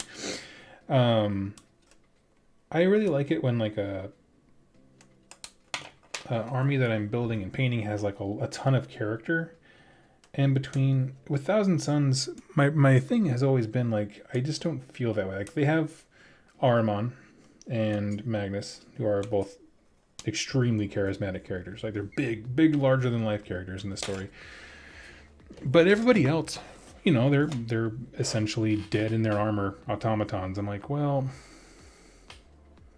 okay, yeah, and it kind of loses something for me specifically. And I know plenty of people who really love them, especially in 30k. Like not necessarily. I guess the Ruin Storm has already happened. The thing that made them turn into stone or whatever, but I don't know.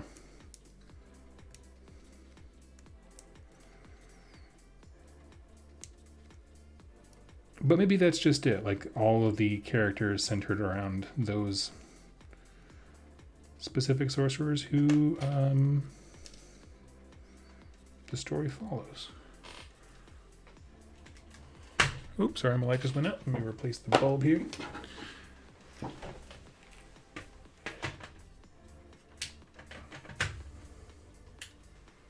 Here we go.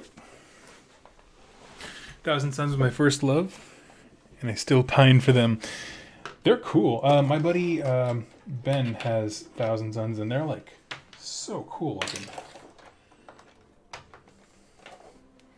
It's one of those armies that like it's not hard to see why people love it at all. Like they're beautiful.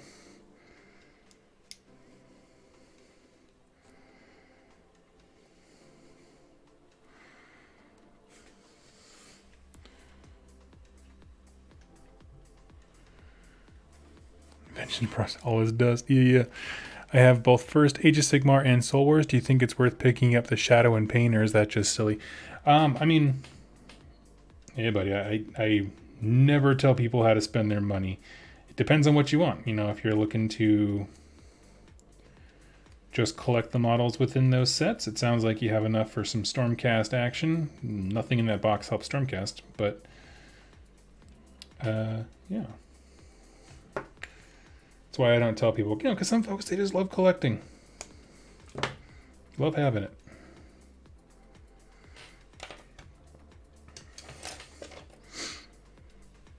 Whereas I fall into more of the, what's her name? Like the Marie Calland or whatever lady who's like, hold every item in your house. Does this bring you joy? You know what I mean? That kind of stuff where you're just like, I don't know. I hadn't really thought that hard about it.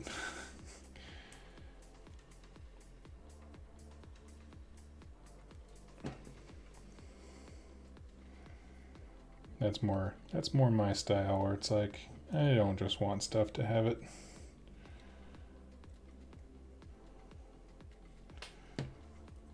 Hold that here just to get it sealed up.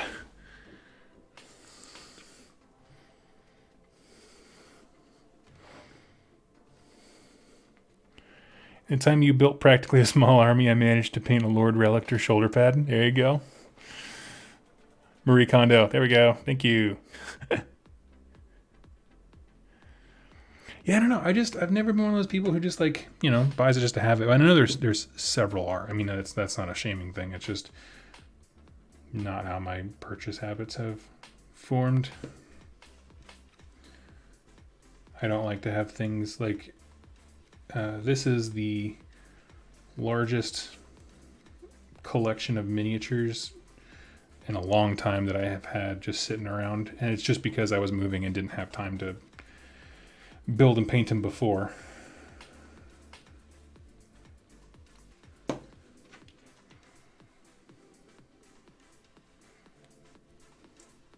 Oh yes, and I promised I would just pop him on the bike with no arms to see what he looks like.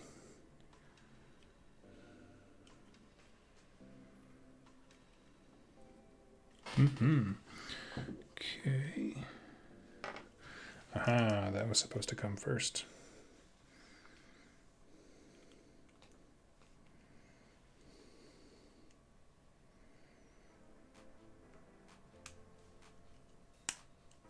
This is why I don't like building models that get them all out of order and out of whack.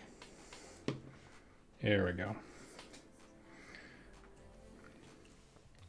So that is our Captain McNo-Arms just driving around, cruising. 2+ stuff. Would you like to see an AOS set that comes with terrain like the Command Edition for 40k? You know, yes and no. Here's what I mean by that. Like, on one hand, yes. I think the more terrain we get into people's hands, the better, generally speaking. The thing is like, with the stuff with 40k is amazing because when you buy it, it does work with all of their like Sector Mechanicus terrain and that kind of stuff, where I feel like for Age of Sigmar, the aesthetic is very mixed in terms of their terrains. Like, there's not a cohesive set that you would be getting parts and buying into.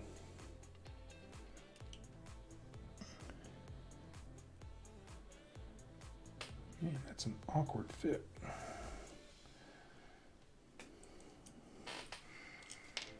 I should really just, you know, stop and figure out how to build this guy first and then try and do it.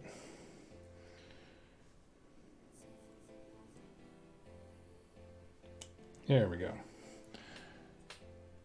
Very awkward to pop that guy's arm in there. Here we go.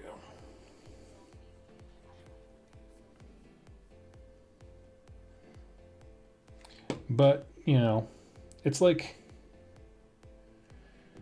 when it comes to me and building models, it's like, you know, if you were the kind of kid who, when you got a transformer when you were little, you stopped and read the instructions on how to transform him without just jumping in and just mashing stuff together, it's like, did you even like the transformer in the first place? Did you really want to save Cybertron? Of course not. No.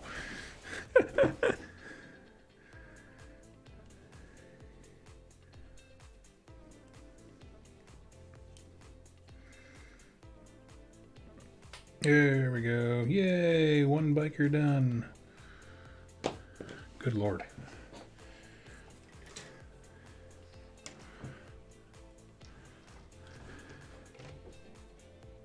Yeah, I also did what you just did there, the handlebar. Yeah, it's an awkward fit. And then that one I didn't even do out of order, like the putting the dude on the bike first. Well, did I? Yeah. Oh, I guess I did. Okay, that's me. I think Warcry has brought some great terrain to AOS, though I'd like to see some larger. That's the thing is, yeah, like I was really excited for them to kind of build off of the Warcry set because, you know, then you can have everything be modular and it's all like sized just right, and then they never really did much with it.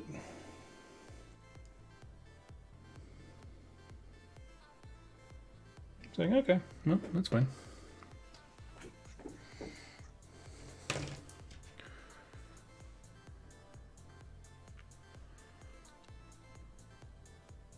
So if you like bikes, what's the best chapter for them? White Scars traditionally have a whole bunch of them, but I don't know anything about the rules, if that's what you mean. Like, what supports bikers the most?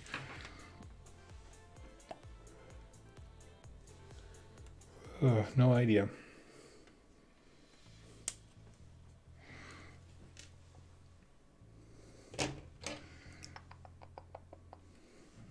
Okay. Nice thing is, once you get the first one done, everything else goes together real quick.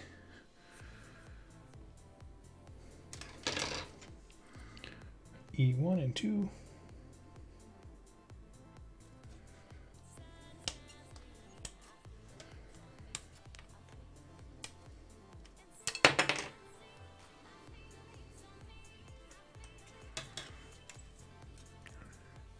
Oh yeah, Ravenwing, that's definitely a thing. The Dark Angels have their own bike squads, and seeing as how their book comes out later, they might actually have some very specific rules that like incorporate the new kinds of bikes. That might be cool.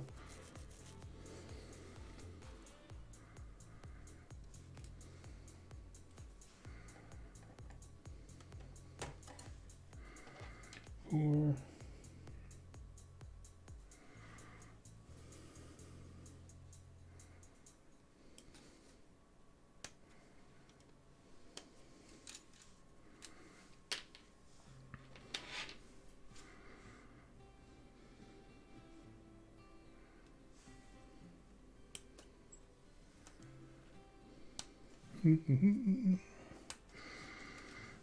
okay, got that.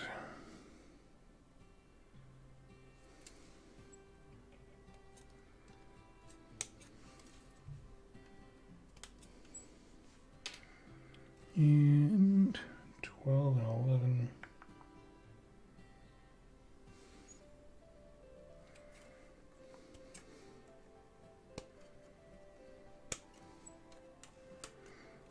He's coming along.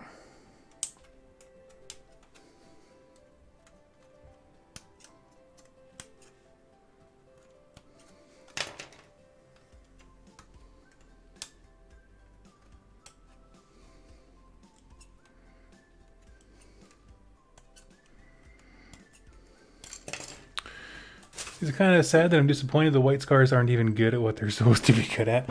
I don't know anything about them. Like, to even agree or disagree, I have no idea. Like, I know that they're supposed to be vaguely, like, based on, like, Mongolian cultures, which they do use a lot of hit-and-run cavalry, that kind of stuff. And I know that they were, like, the bike army before. But I had assumed that they're, like, little expansion book had kind of, you know, added a bit more character to them, so I don't know. Like, you know, character outside of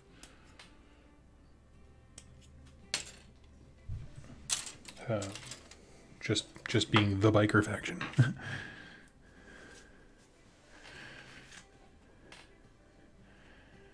Let's see. Before I go to bed, wanted to thank you and your videos. Aw, thank you.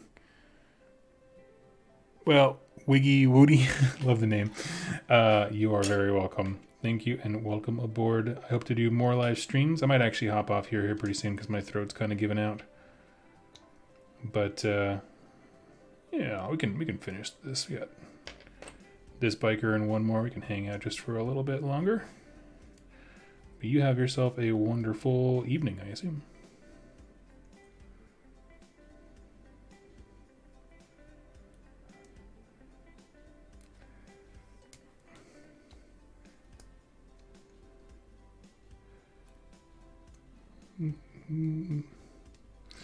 These guys are pretty cool, the bikes. I like them. They're slowly growing on me the more that I put them together. Honestly though, for me, like when I think about 40k, the things that excite me are infantry and tanks, and that's pretty much it, right? Like also flyers. I like some flyers, but I don't think there's like a Primaris jet yet, and I am not buying any of the old Space Marine stuff just because I don't like the way they look. I don't mind the way the old Space Marine stuff looks, and I don't mind all Primaris stuff, certainly, obviously. But I don't like when they're side by side. I don't know why. The scale just kind of bugs me.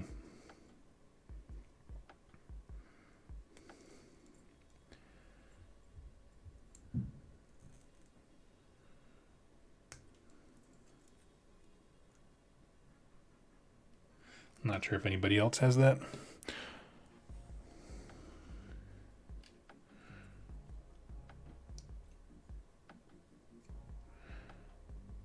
Ultramarines are honestly great for bikes. Yeah, I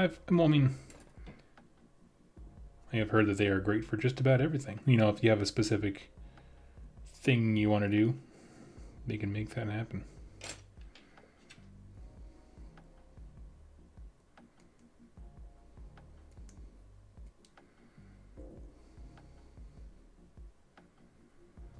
Let's see.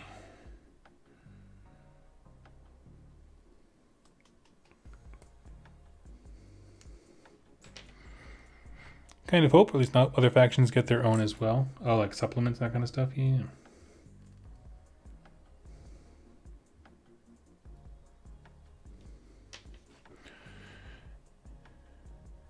I'm not fond of them, to be honest. Yeah, they're just mixed all over the place. There are new land speeders coming out. Honestly, that's the kit that I'm excited for. Like the new land speeders, because I in all my armies across all my games that I've played, like being fast and aggressive has always been my favorite. Of just listen, this isn't called, you know, set up your models and hunker down for an hour hammer. This is Warhammer. Let's get in there. So if I'm not fighting something on turn 2 in a big dramatic way, I'm actively disappointed. So I love any rush up the field, and anything that has speed, I'm all for it.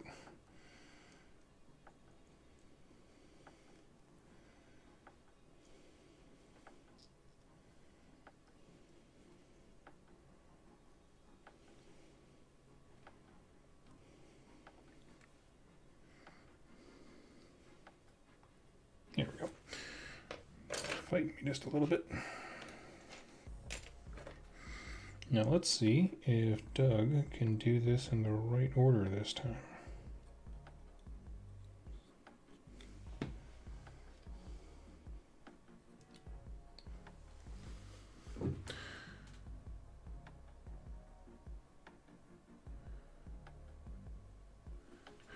Let's see. 2 was the white scars confirmed. I mean, I just don't want to paint white. I did it, you know, I proved to myself that I could do it if I wanted to when I did my Stormcast army, because every single one of them had like white robes and that kind of stuff. And I don't mind it at all. It was tedious, but it was fine. I was ready for a new challenge.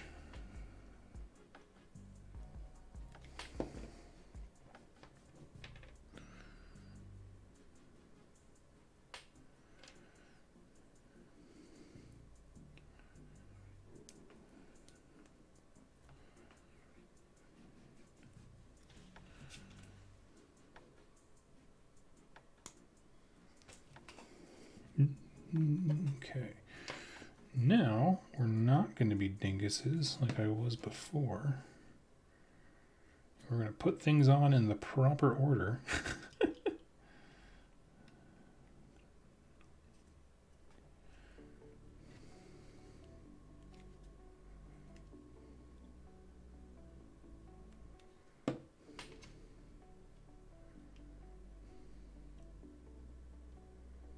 Here we go.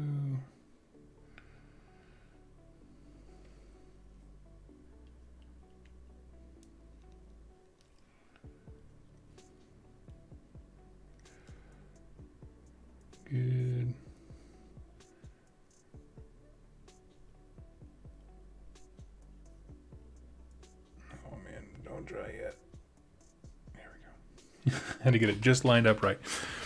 Doug is anti-eel. Yeah, you didn't like Deepkin. Oh, honestly, my thing with Deepkin had almost nothing to do with the actual way the army functions. My thing with Deepkin was more, I didn't care for Games Workshop's approach to releasing the thing across like a month and a half, and at the end of it, I was pinging furiously, and I just didn't even have a playable army, and so frankly, I got frustrated. But no, I don't mind Deepkin, like as an army.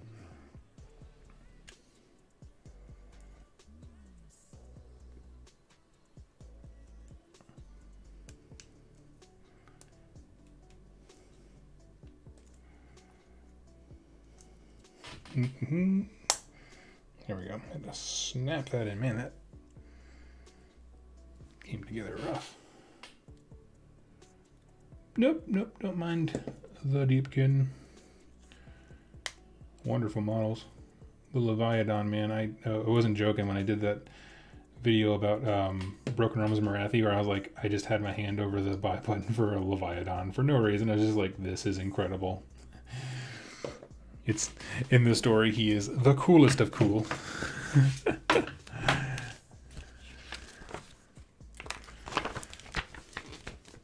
The only thing that I would say negative about Deepkin as a faction, and this is something that many Deepkin players that I know share, is that it just really feels like eels are all they're good at, right? Like they're good. Their lists are just centered around a single unit, and like I said before, I was talking much earlier in the show. I just internal balance to a battle tome is more important to me than like game balance, because they'll adjust that, but it's harder when it gets to internal balance.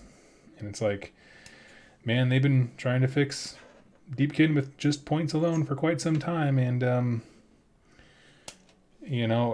making eels more expensive doesn't make Namarti better, kind of a thing.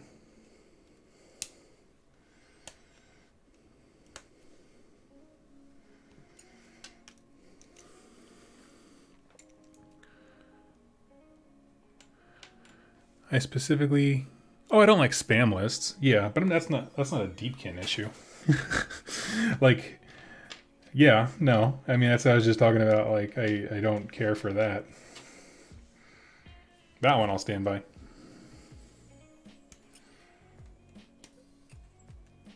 But I also understand that, like, that responsible for that is more on the battle tome designers than it is on, like, the player base. Like, I don't think all Deepkin players want to do nothing but spam eels. It's like, no, but man, like I am somebody who I would have my flavorful list, and then I would have a narrative theme army. I did the same thing with my Nerval, where it's like, this is what I take to events. This is what I just play because I like it. And I can absolutely see why Deepkin players always had the eel list in their pocket as what they would take to events, because it's clear as day.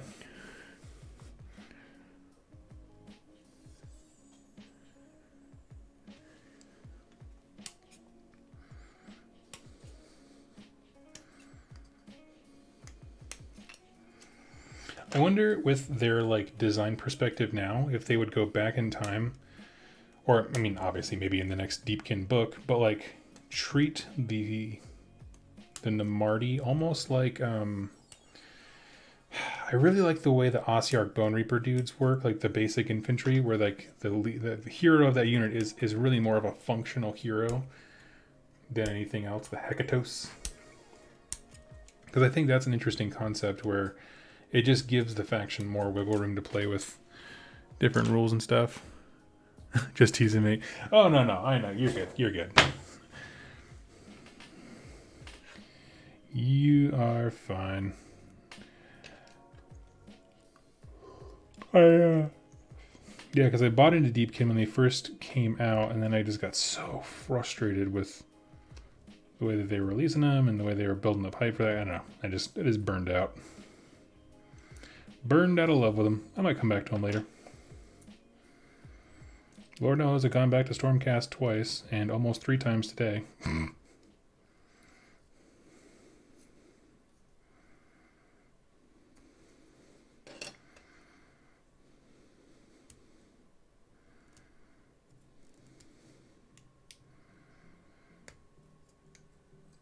Let's see.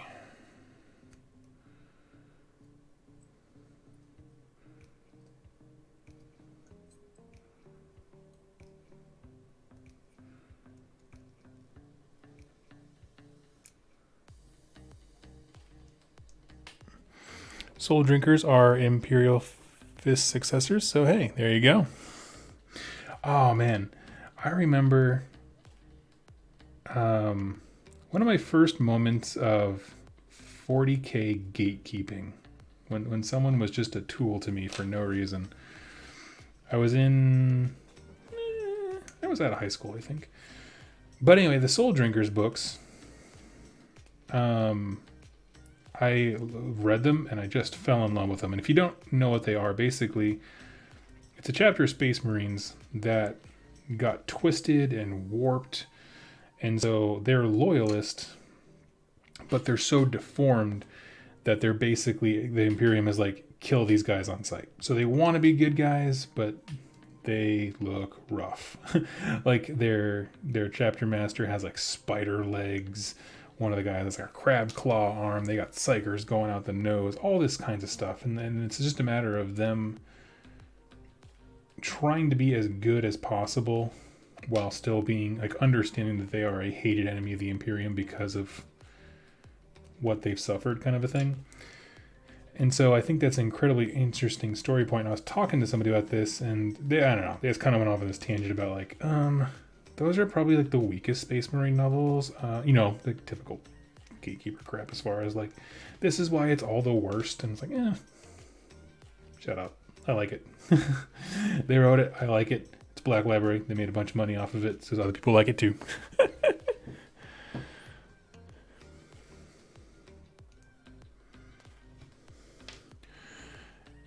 Ben Howard do a Soul Drinker. Oh yeah, they got a new book. I thought they were done. That's cool. Have you decided yet between Flesh Eater Courts and Maw Tribes? Not really.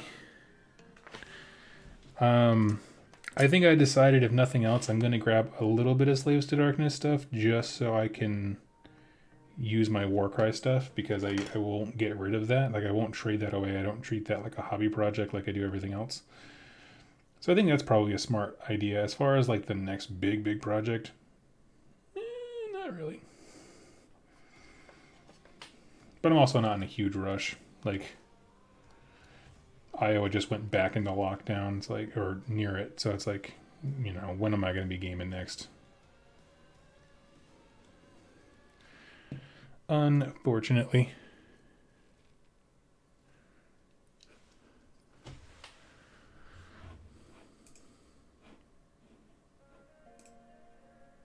Oh, 1 second here.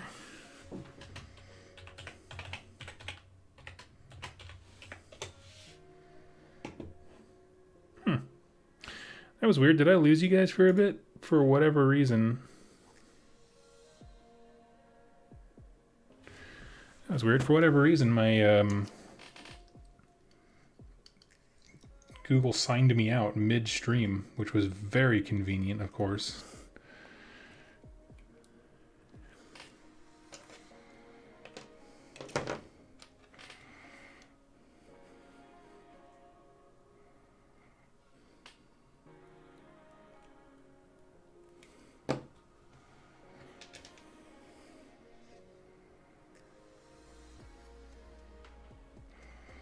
And based on that, if anyone is still there, let me know if you can see and hear me. Otherwise, I'm just going to turn it off.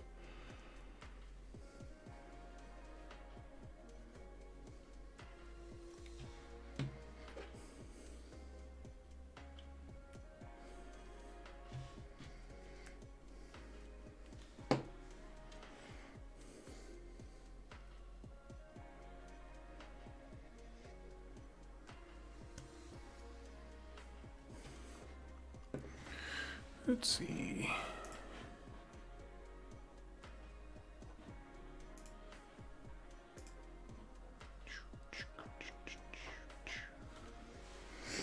I don't know. Sorry, guys. Google's being all kinds of weird.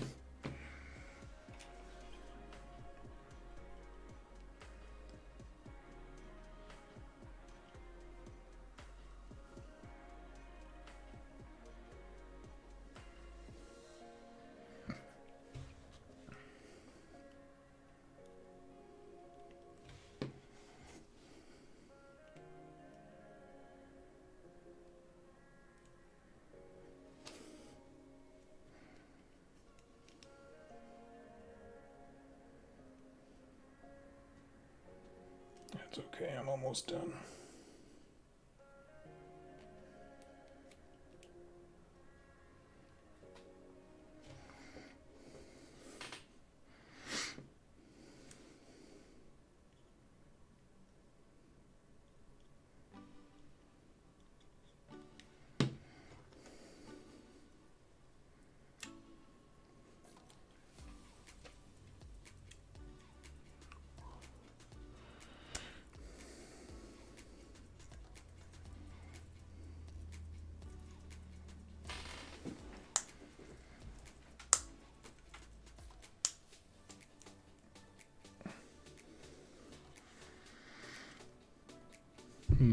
Okay, looks like my chat's down. Sorry, gang. That's okay. I'm actually done for now anyway. I'll go ahead and wrap her up, send in a complaint about why they logged me out of my account halfway through a stream. That's pretty lame. And I will catch you all very, very soon. So y'all take it easy. Bye-bye.